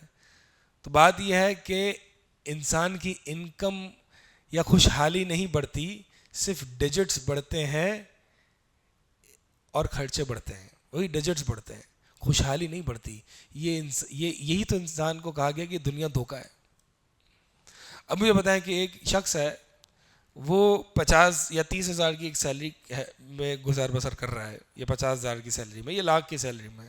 آج کل تو لاکھ بھی لوور یعنی پور کلاس میں آتی ہے یا کم کلاس میں آتی ہے.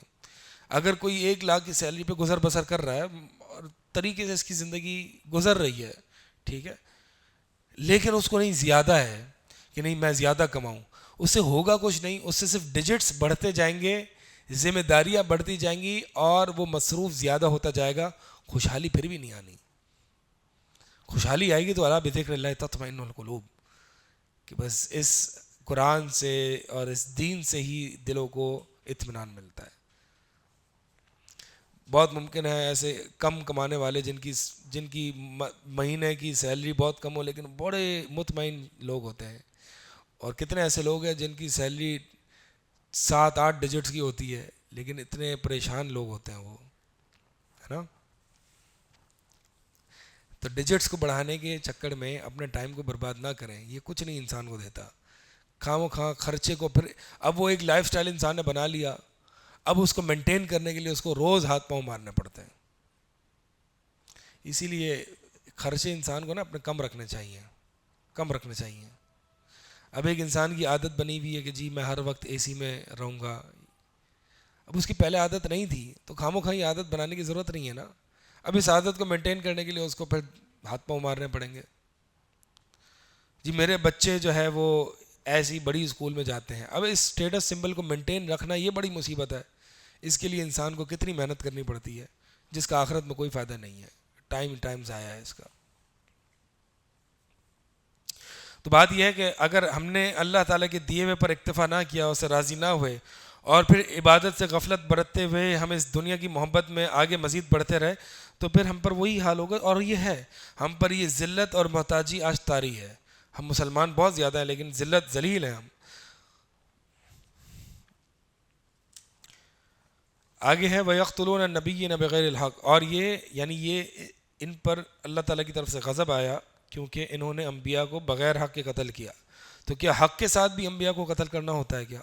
تو یہ بغیر حق کے ان کی اس قباحت کو واضح کرنا ہے. یعنی جیسے کہ ہم کہتے ہیں کہ تم نے چھوٹے سے بچے کو ناحق قتل کر دیا. اب چھوٹے سے بچے کو تو قتل ناحق ہی ہوتا ہے، وہ کون سا مجرم ہو سکتا ہے؟ تو گویا کہ اس جرم کی قباحت کو ظاہر کرنے کے لیے کہ تم انبیاء کو ناحق قتل کرتے ہیں، حالانکہ ہر نبی کا قتل جو انہوں نے کیا وہ ناحق ہی تھا. ان الذين امنوا والذين هادوا والنصارى والصابئين من امن بالله واليوم الاخر وعمل صالحا فلهم اجرهم عند ربهم ولا خوف عليهم ولا هم يحزنون. بلا شبہ وہ لوگ جو ایمان لائے اور جو یہودی ہوئے اور نصارہ والصابئین اور صابی، من آمن باللہ جو ان میں سے ایمان لائے اور یوم آخرت پر ایمان لائے اور نیک اعمال کیے، ان کے لیے ان کے رب کی طرف سے اجر ہے، نہ ان پر کوئی خوف ہوگا نہ وہ غم زدہ ہوں گے. اب اس آیت میں یعنی اللہ تعالیٰ نے جہاں یہودیوں کی قباحتوں کا ذکر کیا نا، تو سارے یہود ایک جیسے نہیں، ان میں سے کچھ ہیں جو ایمان لے آئے جیسے کہ عبداللہ بن سلام، لیکن چند ہی لوگ تھے جو ایمان لے آئے. لیکن یہ ایک ظلم ہوگا کہ کسی قوم کی عمومی بدبختی اور خرابی کی وجہ سے پوری قوم کا رگڑا لگا دیا جائے اور پھر ان میں سے کسی کی بھی تعریف نہ کی جائے. تو یہ ایسی بات صحیح نہیں ہے، ٹھیک ہے. تو ہم جو عموماً قوموں کی برائیاں بیان کر دیتے نا کہ فلاں قوم تو ایسی فلاں تو ایسی، یہ ایک ظلم ہے اور یہ ویسے بھی جاہلیت کی باتیں ہیں. اصل بات تو یہ ہے کہ قوم اور نسب حسب اللہ کے ہاں کوئی معیار نہیں بلکہ تقوی معیار ہے.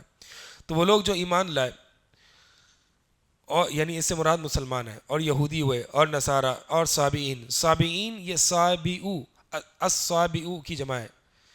صابی کس کو کہتے ہیں؟ یعنی جو ایک دین سے دوسرے دین کی طرف منتقل ہو جائے. جیسے کہ کفار مکہ جو ہے مسلمانوں کو جب وہ اسلام لاتے تھے وہ صابی کہتے تھے کہ صابی ہو گیا، صابی. جیسے کہ آج کہتے ہیں وہابی ہو گیا.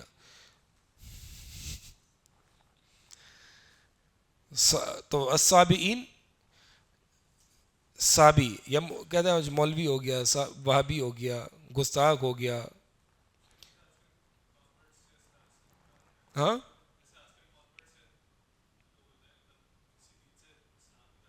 ہاں ہاں. یعنی اور بعض علماء نے اس کی یہ تفسیر کی ہے جو کسی دین پر نہیں ہے، نصارہ یہود کسی دین پر نہیں، وہ دین فطرت پر ہے. تو ان میں سے جو ایمان لے آئے اور عمل یوم آخرت پر ایمان لائے اور عمل صالح کی. اچھا، اس آیت سے بہت سے گمراہ زندیق مسلمانوں نے وحدت ادیان اور ابراہمک ریلیجنز اور یونٹی آف فیتھ پر دلیل لی ہے. دیکھیں اس آیت میں اللہ تعالیٰ فرما رہے ہیں کہ یہودی اپنی جگہ ٹھیک، نصارہ ٹھیک، صابئین ٹھیک، مسلمان ٹھیک. ہاں اگر وہ اللہ پر ایمان لاتے ہیں اور آخرت پر ایمان لاتے ہیں اور نیک عمل کرتے ہیں تو سب اپنے اپنے دین پر ٹھیک. تو اس آیت کا کیا کریں گے؟ وَمَن يَبْتَغِي غَيْرَ الْإِسْلَامِ دِينًا فَلَن يُقْبَلَ مِنْهُ، کہ جو اب اللہ کے دین اسلام کے علاوہ اور کوئی دین کا متلاشی ہوگا اس سے قبول نہیں کیا جائے گا. اصل بات یہ اس آیت کو صحیح سمجھا نہیں. اس آیت کا مطلب یہ ہے کہ ان یہودیوں میں سے یا ان دیگر ادیان میں سے جو مسلمان ہو جائیں، ایمان باللہ و ایمان بالیوم الآخر اور نیک اعمال کر لیں، تو پھر ان کا اجر اللہ کے پاس ہے. فلہم اجرہم عند ربہم، ان کے رب کے ہاں ان کا اجر ہے. فلا ولا خوف علیہم، اور ان پر کوئی خوف نہیں ہے. ولا هم یحزنون، اور نہ وہ غم کریں گے.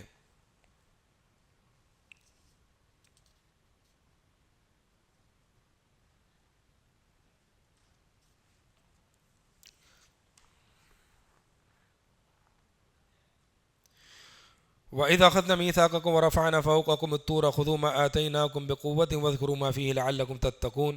اور یاد کرو جب ہم نے تم سے پختہ وعدہ لیا. وَرَفَعْنَا فَوْقَكُمُ الطُّورَ، اور طور یہاں پہ پہاڑ کے معنی میں ہے.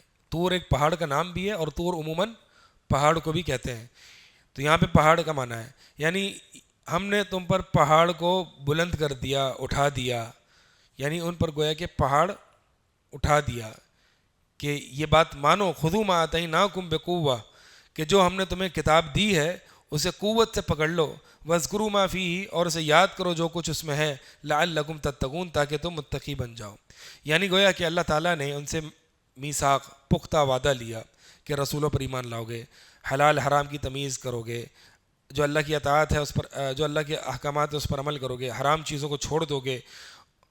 تو یہ ان سے میثاق لیا، اور پھر ان کے اوپر پہاڑ کو رکھ دیا کہ یہ جو کتاب ہے اس پر ایمان لے آؤ ورنہ یہ پہاڑ گرا دیں گے تم پر. تو انہوں نے جو ہے وہ پھر انہوں نے اس بات کا یعنی رضامندی کا اظہار کیا اور وہ پختہ وعدہ کیا اللہ تعالیٰ سے. وَإِذْ أَخَذْنَا مِيثَاقَكُمْ وَرَفَعْنَا فَوْقَكُمُ الطُّورَ خُذُوا مَا آتَيْنَاكُمْ بِقُوَّةٍ، اسے پکڑ لو جو ہم نے تمہیں دی ہے، عطا کی ہے، بقوہ قوت کے ساتھ. یہ اس کا لفظی معنی ہے نا، لیکن سلف نے اس کا کیا معنی کیا ہے؟ بالقوہ کا معنی کیا ہے؟ یعنی یہ عملوا بما فیہ. یہ امام مجاہد نے اس کا معنی کیا کہ خذو یعنی کتاب کو قوت کے ساتھ پکڑنے کا معنی یہ ہے اس پر عمل کرو، اس پر عمل کرو، اس کو مضبوطی سے تھام لو اور اس کی اتباع کرو. اور یہ ما آتیناکم کون سی چیز ہے جو انہیں دی گئی تھی؟ ما آتیناکم یہاں پہ بیان نہیں کیا گیا، لیکن سورہ بقرہ میں اور اس سے پہلے ہم پڑھ کے آئے ہیں وَإِذْ آتَيْنَا مُوسَى الْكِتَابَ وَالْفُرْقَانَ لَعَلَّكُمْ تَهْتَدُونَ. تو انہیں کیا عطا کیا گیا تھا؟ کتاب اور فرقان. تو یہ جو ہم نے تمہیں دیا ہے اس کو قوت سے پکڑ لو، یعنی اس پر عمل کرو، اس کی تلاوت کرو، اس پر تدبر کرو. وَاذْكُرُوا مَا فِيهِ، اور جو کچھ اس میں ہے اس کو یاد کرو، یعنی اس کو بار بار ریوائز کرو، یاد کرو، حفظ کرو. لعلکم تتقون، تاکہ تم متقی بن جاؤ. اس میں تقوی متقی بننے کا نسخہ بتا دیا، اور وہ نسخہ کیا ہے؟ اللہ کی کتاب اور حدیث رسول صلی اللہ علیہ وسلم پر عمل پیرا ہونا، قرآن کو پڑھنا، اس کی تلاوت کرنا، اس پر تدبر کرنا، اس کے احکامات کو یاد کرنا، اگر یہ سب کرو گے تو متقی بن جاؤ گے، لعلکم تتقون، تاکہ تم متقی بن جاؤ۔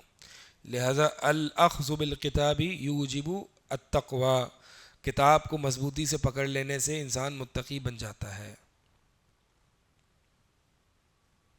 اسی لیے شروع میں سورہ بقرہ میں پڑھ کے ذالک الکتاب لا ریب فیہ ھدی للمتقین، یہ کتاب متقیوں کے لیے ہدایت ہے۔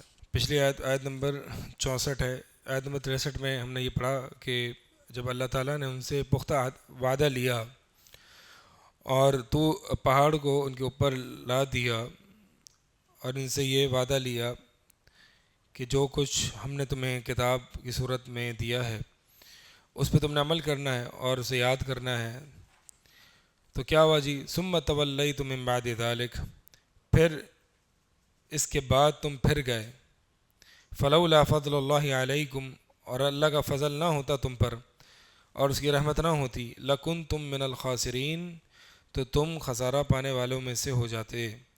یہ خسارہ ابن عباس فرماتے ہیں خاسر الدنیا والآخرہ، دنیا اور آخرت کا خسارہ ہے، اور یہی واضح خسارہ ہے۔ تو اس کے بعد یعنی ان سے عہد لیا، انہوں نے یہ بات مانی، پہاڑ ان کے اوپر لاد دیا، انہوں نے اس بات کو تسلیم کیا، لیکن پھر اس کے بعد وہ پھر گئے۔ تو اگر اللہ کا فضل اور اس کی رحمت نہ ہوتی نا تو یہ خسارہ پانے والوں میں سے ہو جاتے۔ اگلی آیت ہے وَلَقَدْ عَلِمْتُمُ الَّذِينَ اعْتَدَوْا مِنْكُمْ فِي السَّبْتِ فَقُلْنَا لَهُمْ كُونُوا قِرَدَةً خَاسِئِينَ، اور بلا شبہ تحقیق علمتم، تم جانتے ہو ان لوگوں کو جنہوں نے اعتداء کیا، حد تجاوز کیا تم میں سے ہفتے کے دن کے بارے میں، فقلنا، تو ہم نے کہا ان سے، کونوا قردۃ خاسئین، ہو جاؤ تم ذلیل اور رسوا بندر، خاسئین صاغرین یعنی ذلیل، قردۃ بندر، کونو ہو جاؤ۔ اس کا یہاں پہ اس ہفتے کے دن کی تفصیل نہیں ہے کہ اس ہفتے کے دن کی کیا بات ہے اور ہفتے کے دن سے متعلق ان کی کیا حرکت تھی۔ یہ سورہ اعراف میں جو ہے نا وہ تفصیل سے ذکر ہے، جس کا خلاصہ یہ ہے کہ انہیں ہفتے کے دن جو ہے وہ مچھلی کا شکار، مچھلی پکڑنے سے روک دیا گیا تھا، اور بطور آزمائش اور امتحان ہفتے کے دن بڑی بڑی مچھلیاں جو ہے وہ سمندر کے منہ ان کا جو ہے وہ اوپر باہر آ رہی ہوتی تھی، دکھ رہی ہوتی تھی، اتنی مچھلیاں ہوتی۔ تو انہوں نے جو ہے وہ کیا ہیلہ بازی کی، انہوں نے جو ہے وہ آگے کچھ گڑھے اور حوض کھود دی ہے، تو مچھلی بڑی بڑی جو آتی ہیں وہ خود ہی حوض میں گر جاتی، اور ہیلہ بازی کرتے کہ ہم نے تھوڑی شکار کی ہے، تو خود آ کے پھنس گئیں۔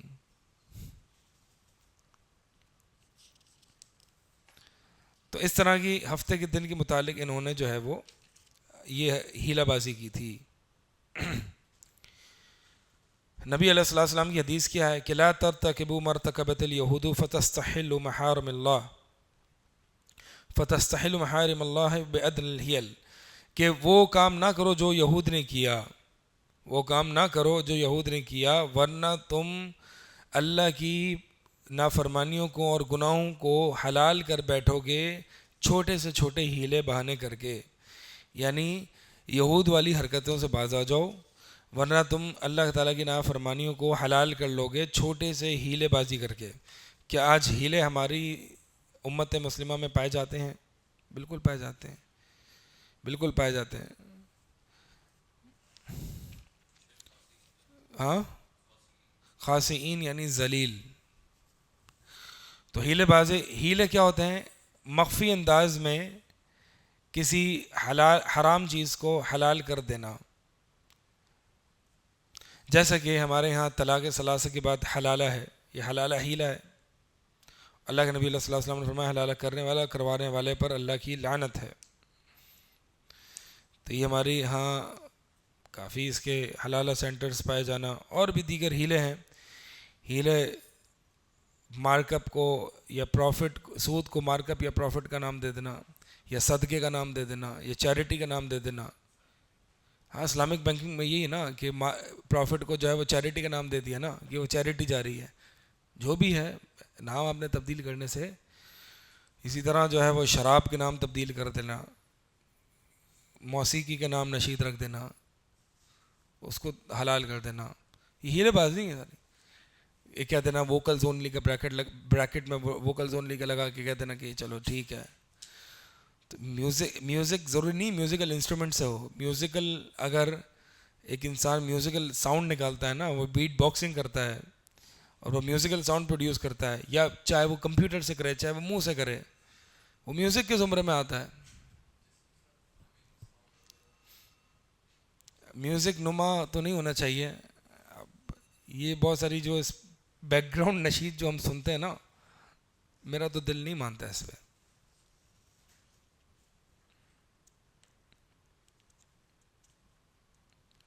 پہلے اس کو یہ تو نہیں کہہ سکتے کہ واضح وہی میوزک ہے اور اس کو مطلب، لیکن کچھ دل مطمئن نہیں ہوتا ان چیزوں پر. ہاں مطمئن نہیں ہوتا، بے چین نہیں، مطمئن نہیں ہوتا. یعنی اس کے جواز پر، اس کے استعمال پر دل مطمئن نہیں ہوتا. ٹھیک ہے، تو ہم نے بھی بڑی ہیلے بازی کی. ہم نے نبی علیہ الصلوۃ والسلام نے فرمایا تم ہو بہو یہود و نصارے کی پیروی کرو گے، ہو بہو، حتیٰ کہ وہ گو کے بل میں داخل ہوں گے تو تم بھی داخل ہوگے. ایک روایت میں آتا ہے حتیٰ کہ وہ اپنی ماں سے زنا کریں گے تو تم بھی زنا کرتے.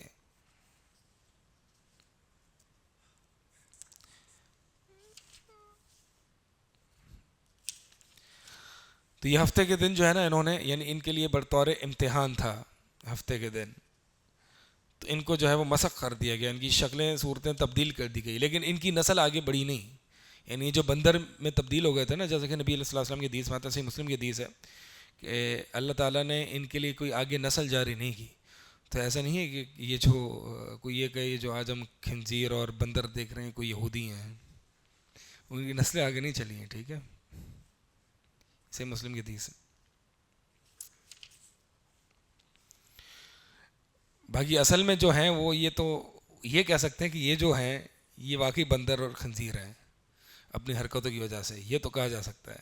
لیکن بندروں اور خنزیروں کو یہ نہیں کہا جا سکتا کہ یہ یہود ہے.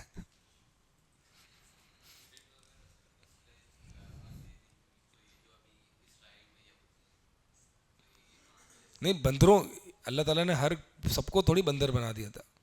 سورہ اعراف آپ پڑھیں گے نا، اس کا مطالعہ کریں. سورہ اعراف میں ہے آیت نمبر 164 65 66 سے پورا تفصیل سے واقعہ ذکر ہے. اس میں ہر 3 طرح کے گروہ تھے. ایک جو ان کو دعوت دیتا، اس کی اصلاح کرتا تھا، اور ایک جو خاموش رہتا تھا ان کی اصلاح نہیں کرتا تھا، اور ایک جو اس ہیلے بہانی میں پڑا ہوا تھا. تو سورہ اعراف میں اس کا تفصیلی واقعہ ہے. سورہ بقرہ میں نے آپ کو بتایا نا کہ سورہ بقرہ پورے قرآن کا ایک طریقے سے، جس نے سورہ بقرہ کو طریقے سے صحیح معنوں میں اس کی تفسیر اور پڑھ لی نا، تو وہ بڑا ایک علم والا شخص کہلاتا ہے، کیونکہ اس نے قرآن کے موضوعات کو ایک طریقے سے اجمالی طور پر سمیٹ لیا. تو اس لیے سورہ بقرہ پر زیادہ ٹائم لگانا چاہیے ہمیں.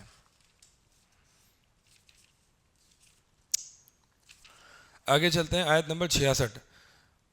فَجَعَلْنَاهَا نَكَالًا لِمَا بَيْنَ يَدَيْهَا وَمَا خَلْفَهَا وَمَوْعِظَةً لِّلْمُتَّقِينَ. فَجَعَلْنَاهَا، ہم نے اس چیز کو بنا دیا، یعنی ان کی جو ہم نے شکل و صورت ذلیل بندروں والی تبدیل کر دی تھی، اس کو ہم نے بنا دیا بطور عبرت. نکالن، ہم نے اسے بطور عبرت بنا دیا. لما بین یدیہا، ان لوگوں کے لیے جو ان کے سامنے تھے، یعنی جو اس وقت موجود تھے. وما خلفہا، اور جو ان کے بعد آنے والے لوگ ہیں. وموعظۃ للمتقین، اور متقین کے لیے بطور نصیحت. یعنی بعد میں آنے والوں کے لیے ہم نے یہ بطور عبرت بنایا ہے. یعنی اس کا مطلب یہ ہے کہ ان کے بعد جو آئیں گے وہ اس جیسی حرکتیں کریں گے، کہیں ایسا نہ ہو کہ اللہ تعالیٰ ان کی شکل و صورت کو تبدیل کر دے.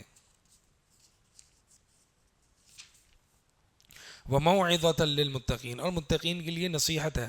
اچھا، یہ موعظۃ للمتقین ہے نا، اب دیکھیں یہ عبرت ہے کن کے لیے؟ جو اس وقت تھے اور ان بعد میں آنے والے لوگ.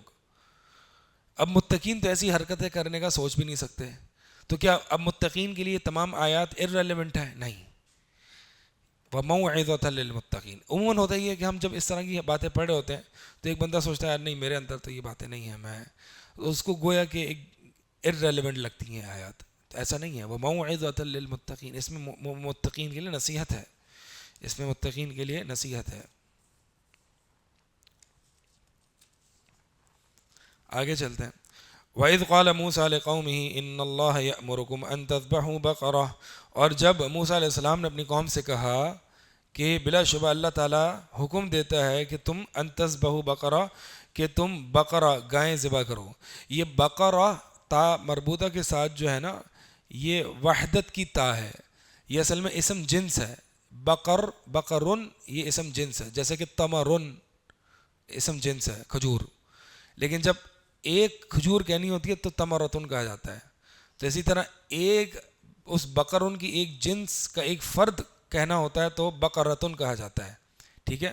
اب اس بقرتن کا ضروری معنی نہیں ہے کہ یہ گائے ہی ہو، بیل بھی ہو سکتا ہے، کیونکہ یہ بقرن اسم جنس ہے اور یہ تا وحدت کی ہے، یعنی اس اسم جنس کے ایک فرد کو بتانے کے لیے. اب یہ تا مذکر مؤنث کی نہیں ہے. ٹھیک ہے. تو یہ جو ہے وہ بقرہ، یہ بیل پر بھی بولا جا سکتا ہے اور گائے پر بھی بولا جا سکتا ہے. تو اللہ تعالیٰ نے تمہیں حکم دیا ہے کہ تم ذبح کرو ایک گائے. قالوا انہوں نے کہا اتتخذونا ہزوا، کہ اے موسیٰ اتتخذونا تو ہمیں بناتا ہے ہزوا مذاق، یعنی تو ہمیں مذاق بناتا ہے، یعنی مقصد یہ ہے کہ تو ہمارے ساتھ مذاق کرتے ہو. قال موسیٰ علیہ السلام نے کہا اعوذ باللہ ان اکون من الجاہلین، میں اللہ کی پناہ طلب کرتا ہوں کہ میں جاہلوں میں سے ہو جاؤں. اس سے یہ پتہ چلتا ہے کہ مذاق اڑانا، استہزاء کرنا، یہ جہل ہے، یہ جہلا کے کام ہے. ایک ہوتا ہے مزاح، خوش طبیعت،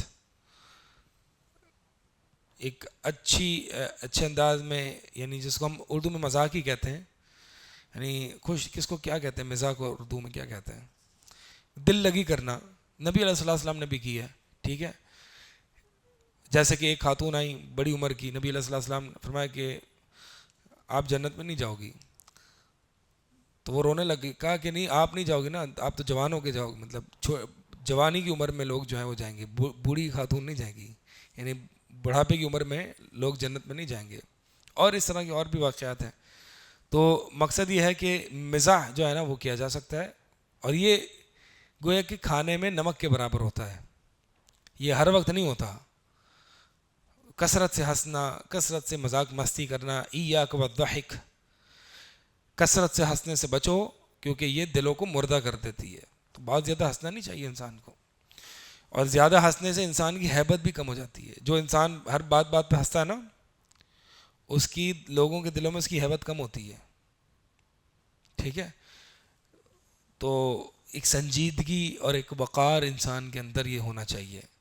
مزاح ہو سکتا ہے انسان، البتہ استہزاء، جس میں مذاق اڑانا، جس میں تحقیر ہے، جس کو ہم کیا کہتے ہیں اپنے اس میں اپنی عام زبان میں کیا کہتے ہیں، روسٹنگ کرنا، ٹھیک ہے، تفریح لینا، یہ ساری چیزیں جہلا کرتے ہیں، یہ جہلا کے کام ہیں، یہ مسلمانوں کے کام نہیں. اس لیے موسیٰ علیہ السلام نے فرمایا کہ تم یعنی مذاق کر رہے ہیں، کہ اللہ سے میں اللہ کی پناہ طلب کرتا ہوں کہ میں جہلا میں سے ہوں.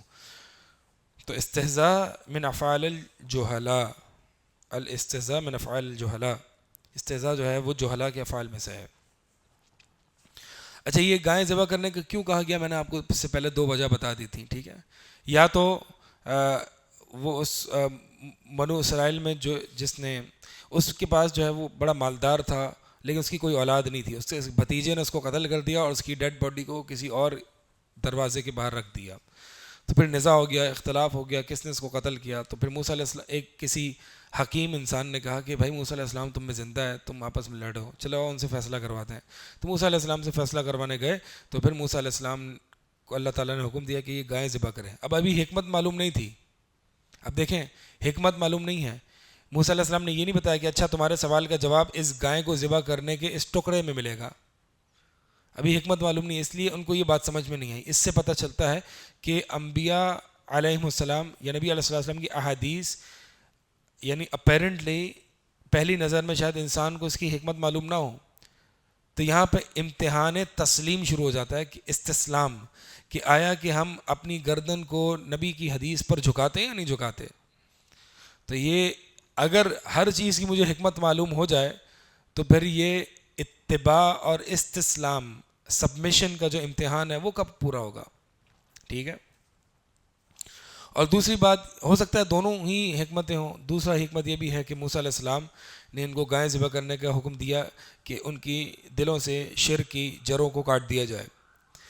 قالوا ادع لنا ربک یبین لنا ما ہی، انہوں نے کہا ادع لنا ربک، آپ ہمارے لیے اپنے رب کو پکاریے، یبین لنا ما ہی، کہ وہ ہمیں واضح کر دے ہمارے لیے کہ یہ کون سی گائے ہیں، کس گائے کو. اب یہاں پہ پچھلی آیت میں کیا ان تذبحوا بقرہ، یہ نکرہ ہے، عموم ہے، کوئی بھی گائے ذبح کر دیتے کام چل جاتا. لیکن جب نہ کرنا ہونا تو 100 بہانے ہوتے ہیں، 100 سوالات ہوتے ہیں. تو بس نہ کرنے کی وجہ سے انہوں نے کون سی گائے ذبح کریں جی؟ کہا انہو قال انہو یقول، موسیٰ علیہ السلام نے کہا انہو بلا شبہ وہ یعنی اللہ، یقول فرماتا ہے، انہا بقرتن، کہ بلا شبہ وہ ایسی گائے ہیں، لا فارضن، جو نہ بوڑھی ہے، ولا بکرن، نہ بچی بچڑی ہے، عوان بین ذالک، اس کے درمیان، عوان یعنی جوان عمر کی ہے، اس کے درمیانی عمر کی ہے. ففعلوا ما تؤمرون، پس کر گزرو جو تمہیں حکم دیا گیا ہے. قال ادع لنا ربک یبین لنا ما لونها، ہم پورا یہ ایک ساتھ پڑھ لیتے ہیں تاکہ ایک ساتھ ہمارے ذہن میں کھاکا بیٹھ جائے، پھر دیگر فوائد دیکھ لیتے ہیں. قال ادع لنا ربک یبین لنا ما لونها، انہوں نے کہا اپنے رب کو پکاریے، ہمارے لیے یہ واضح کر دیں کہ اس کا رنگ کیا ہے، لون اس کا، اس گائے کا رنگ کیا ہوگا. قال انہو یقول، موسیٰ علیہ السلام نے کہا کہ انہو بلا شبہ اللہ تعالیٰ، یقول کہتا ہے کہ انہا بقرۃ، بلا شبہ وہ ایسی گائیں ہیں، صفراء، صفراء فاقع لونها تسر الناظرین، صفراء زرد رنگ کی ہے، فاقع لونها خوب گہرا ہے اس کا رنگ، تسر الناظرین جو دیکھنے والوں کو خوش کر دے. یعنی زرد رنگ ایسا نہیں ہے جو جس سے کراہیت محسوس ہو، بلکہ خوش کر دے دیکھنے والوں کو. فاقع یعنی گہرا ہے اس کا، خالص ہے، لونها اس کا رنگ، صفراء یہ زرد رنگ کو کہتے ہیں. تو ایسی گائیں ذبح کرو. اب جتنے سوالات کرتے گئے اتنی مشکلات میں وہ بڑھتے گئے. قال ادع لنا ربک یبین لنا ما ہی، انہوں نے کہا کہ اے موسیٰ آپ اپنے رب کو پکاریے کہ ہمارے لیے یہ بیان کر دیں، ما ہی، کہ وہ کون سی گائے ہیں. اب کوئی سوال نہیں سمجھ میں آ رہا تو ایک اور سوال کر دیا، بتائیں ذرا اور واضح کریں کیسی گائیں. ان البقرہ تشابہ علینا، بلا شبہ یہ گائیں ہم پر ایک بڑی مشابہ ہو گئی ہیں، یعنی یہ ملی جلی ہو گئی ہیں، خلط ملط ہو گئی ہیں. تو بالکل ایگزیکٹلی تعین کر دیں گویا کہ کون سی گائیں. وَإِنَّا إِن شَاءَ اللَّهُ لَمُهْتَدُونَ، اور بلا شبہ ہم اگر اللہ نے چاہا، لَمُهْتَدُونَ اپنے مقصد کو پہنچنے والے ہیں، یا ہدایت پانے والے ہیں، مقصد کو پہنچنے والے ہیں. اکرمہ رحمہ اللہ فرماتے ہیں کہ اگر یہ انشاءاللہ نہ کہتے نا تو یہ نہ کرتے، تو لہٰذا یہ انشاءاللہ کی برکت سے جو ہے انہوں نے گائیں ذبح کر دی.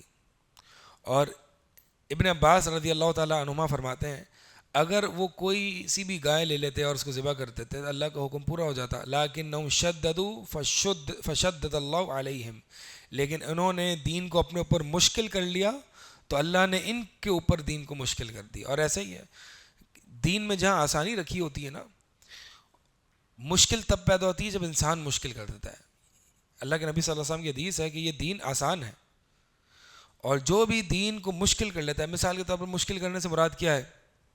اب جیسے کہ جو لوگ بہت زیادہ وسوسوں کی بیماری میں مبتلا ہو جاتے ہیں، اور یہ وسوسوں کی بیماری کا آغاز اسی سے ہوتا ہے کہ انسان ان نبی اللہ صلی اللہ علیہ وسلم کی حدیثوں پر عمل نہ کرے. اب مثال کے طور پر نبی اللہ صلی اللہ علیہ وسلم کی حدیث کیا ہے، اور یہ ایک قاعدہ فقہیہ بھی ہے کہ الیقین لا یزول بالشک، یقین شک کی وجہ سے زائل نہیں ہوتا.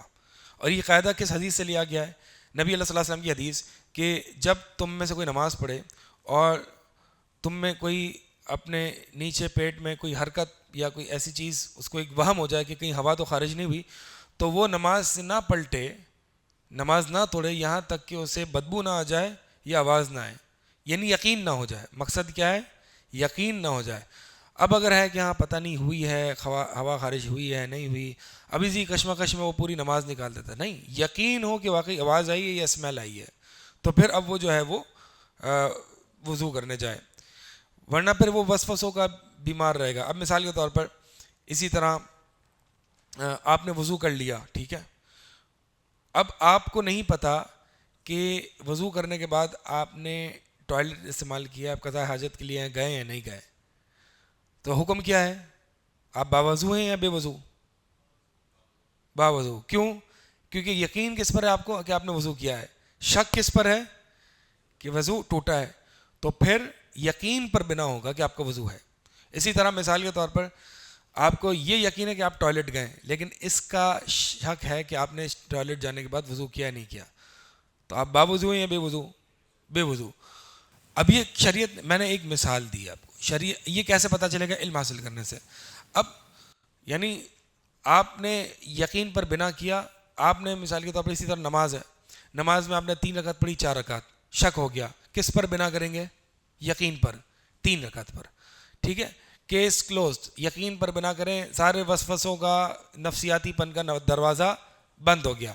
لیکن آپ نہیں, آپ اس کے بارے میں سوچتے رہتے ہیں, پتہ نہیں میں نے ہاتھ دھوئے ہیں, پانی یہاں تک ہر جگہ لگا ہے نہیں لگا, یہ والا بال گیلا ہوا ہے نہیں ہوا, ٹھیک ہے, یہ سب چھوڑ کے اس طرح کے چکروں میں پڑ جاتے ہیں تو انسان نفسیاتی پن میں پڑ جاتا ہے, اور پھر وہ اب دین کو خود مشکل کر بیٹھا تو اللہ تعالیٰ نے اس پر مشکل کر دی. اسی طرح بہت ساری چیزیں ہیں, یعنی جس کو ہم دین سمجھتے ہیں وہ دین نہیں ہوتی, خام و خواہ کی سختی اور پابندیاں اپنے اوپر لائی ہوئی ہیں. مثلاً قبلہ رخ ہو کے اپنے ایسے لیٹنا کہ پاؤں قبلہ رخ ہوئے ہوئے ہیں. اب کیا کہیں حدیث میں آتا ہے کہ یہ منع ہے؟ کہیں قرآن میں آتا ہے یہ منع ہے؟ کہیں نہیں آتا. خام و خواہ اب اس کی وجہ سے آپ پلنگ کا رخ تبدیل کریں گے یا خود الٹا سوئیں گے, یا یہ خام و خواہ اپنے دین کو آپ نے مشکل کر دیا نا. تو نبی علیہ الصلوۃ والسلام وہ ذات جس نے ہمیں یہ بتایا کہ قبلہ رخ ہو کے قضاء حاجت نہیں کرنی, وہ یہ بھی بتا سکتے تھے کہ قبلہ رخ ہو کے سونا نہیں ہے, نہیں بتایا. اس کا مطلب یہ آداب میں سے نہیں ہے. خام و خواہ ہم بہت ساری چیزیں اپنے اوپر دین کو بنا کے مسلط کر لیتے ہیں نا. اب یہ دیکھیں مثال کے طور پر شب برات میں لوگ عبادت پہ عبادت کیے جا رہے ہیں, نفلوں پہ نفلیں, اتنا مشکل کر دیا دین. جو چیز ہے ہی نہیں خام و خواہ کا آپ نے مشکل کیا ہوا ہے, ٹھیک ہے.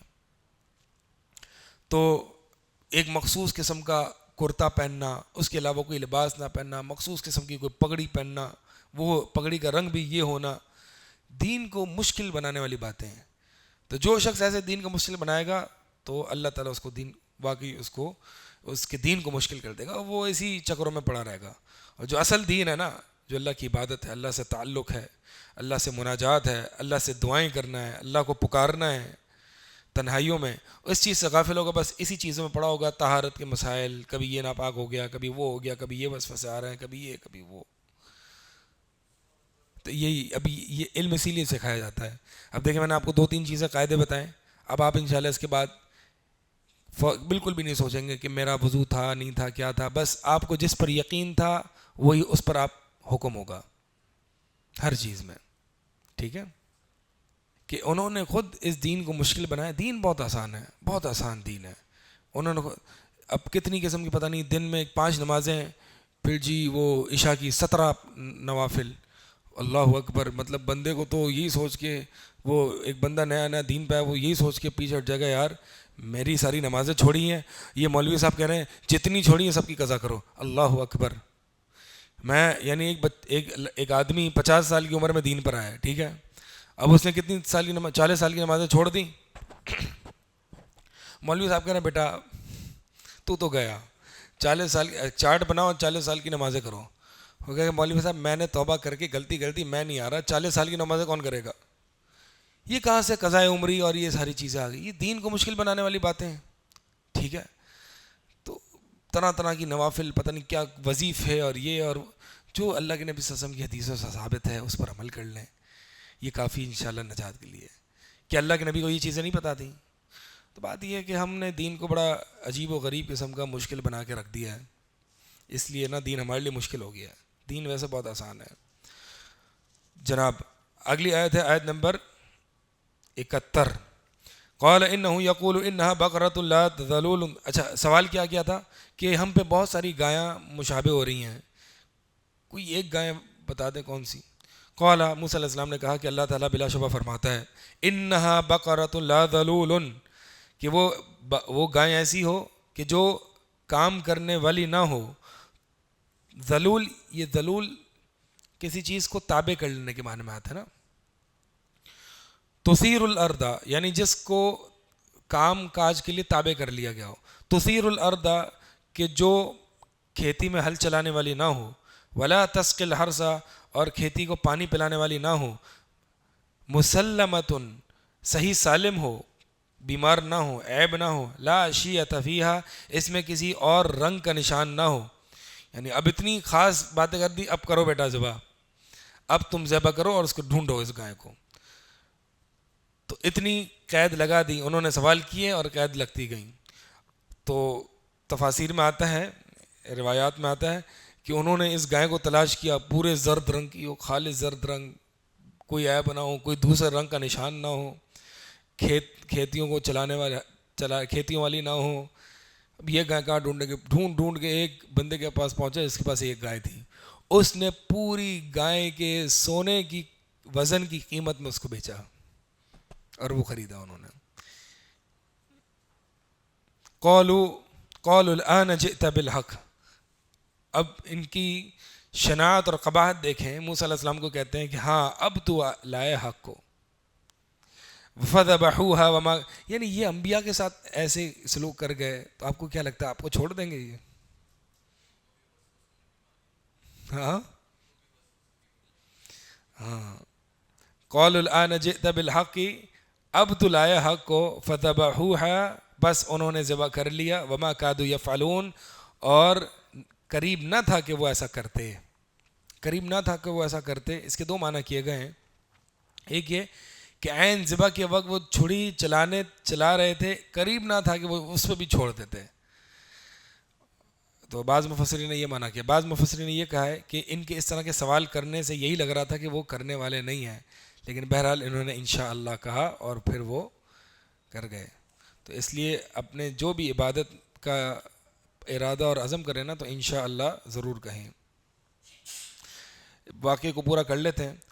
وَإِذْ قُلْتُمْ وَإِذْ قَتَلْتُمْ نَفْسًا فَادَّارَأْتُمْ فِيهَا، اور جب تم نے، اور یاد کرو جب تم نے ایک نفس کو قتل کیا، فَادَّارَأْتُمْ فِيهَا اور تم نے اس کے بارے میں جھگڑا کیا، یعنی کون اس کا قاتل ہے جس کا ابھی ذکر گزر چکا. تو یہ بعض علماء فرماتے ہیں کہ یہ آیت تو پہلے ہونی چاہیے کیونکہ گائے کا قصہ تو اس کے بعد آیا ہے. تو میں نے وہی دو تفسیریں آپ کو بتائیں کہ ضروری نہیں ہے کہ یہ واقعہ جو ہے وہ گائے، یہ واقعہ ہوا پھر گائے کا قصہ ہوا. یہ دونوں اللہ کا تو پتہ ہے نا ہر چیز. تو گائے کے ذبح کرنے کی مختلف حکمتیں تھیں. واللہ مخرج ما کنتم تکتمون، اللہ تعالیٰ نکالنے والا ہے، ظاہر کرنے والا ہے جو کچھ تم چھپاتے ہو. کیا چھپاتے ہو؟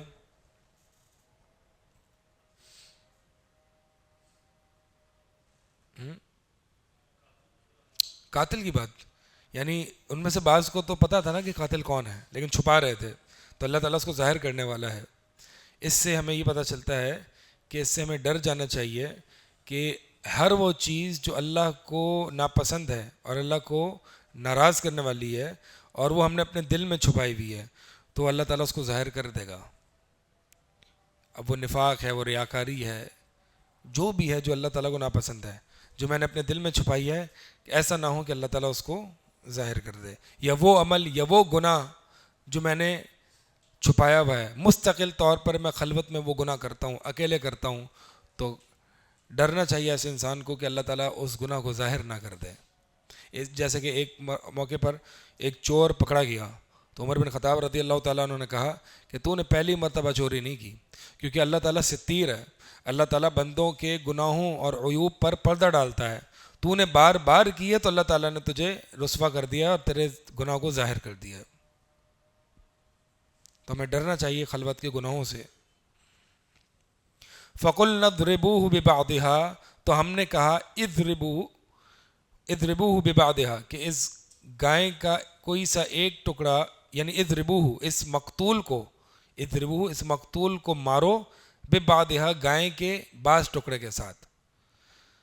کذالک یحیی اللہ الموتى، اسی طرح اللہ تعالیٰ مردوں کو زندہ کرتا ہے، وہ یریکم آیاتہ، اور اپنی آیات دکھاتا ہے، لعلکم تعقلون، تاکہ تم عقل استعمال کرو۔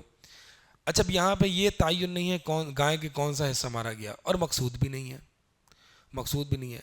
مقصود کیا ہے؟ یعنی جب ایک انسان، یہاں پہ بتلانا مقصد یہ ہے، حالانکہ اللہ تعالیٰ بتا سکتا تھا نا گائے کا کون سا حصہ تھا، نہیں بتلایا، تو مقصود یہ ہے کہ جب کوئی ایک قصہ سنایا جا رہا ہو نا، تو اس کی ایسی ڈیٹیلز میں چلے جانا جس سے اس قصے کا مقصود فوت ہو جائے، تو یہ قابل مذمت ہے، ایسا نہیں کرنا چاہیے۔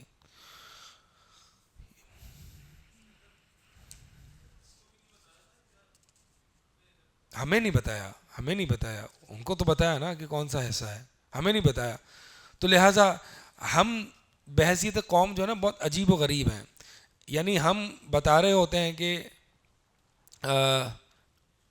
دیکھو فلاں جگہ نہ جانا، فلاں جگہ نہ جانا، وہاں پر جو ہے وہ آگ لگ گئی ہے، ٹھیک ہے، اب ہمارا اگلا سوال کیا ہوگا؟ اس چیز پہ نہیں ہوگا کہ ہاں ہاں نہیں جانا چاہیے، بچنا چاہیے، اس چیز پر غور فکر، اچھا کس نے لگائی، کیسے لگی، کتنی بڑی لگی۔ یہ درس یہاں پہ مل رہا ہے کہ جب کسی چیز جو مقصود ہے نا، مقصود کلام تک ہی اپنے آپ کو محدود رکھو، یہاں وہاں کی ڈیٹیلز میں جاؤ گے نا مقصود سے دور ہو جاؤ گے، ٹھیک ہے۔ چلیں پھر اس کے بعد ان کی دلوں کی سختی کا ذکر ہے، وہ انشاءاللہ کل آیت نمبر 74 سے ہم پڑھیں گے، آیت نمبر 74 سے کل انشاءاللہ ہم پڑھیں۔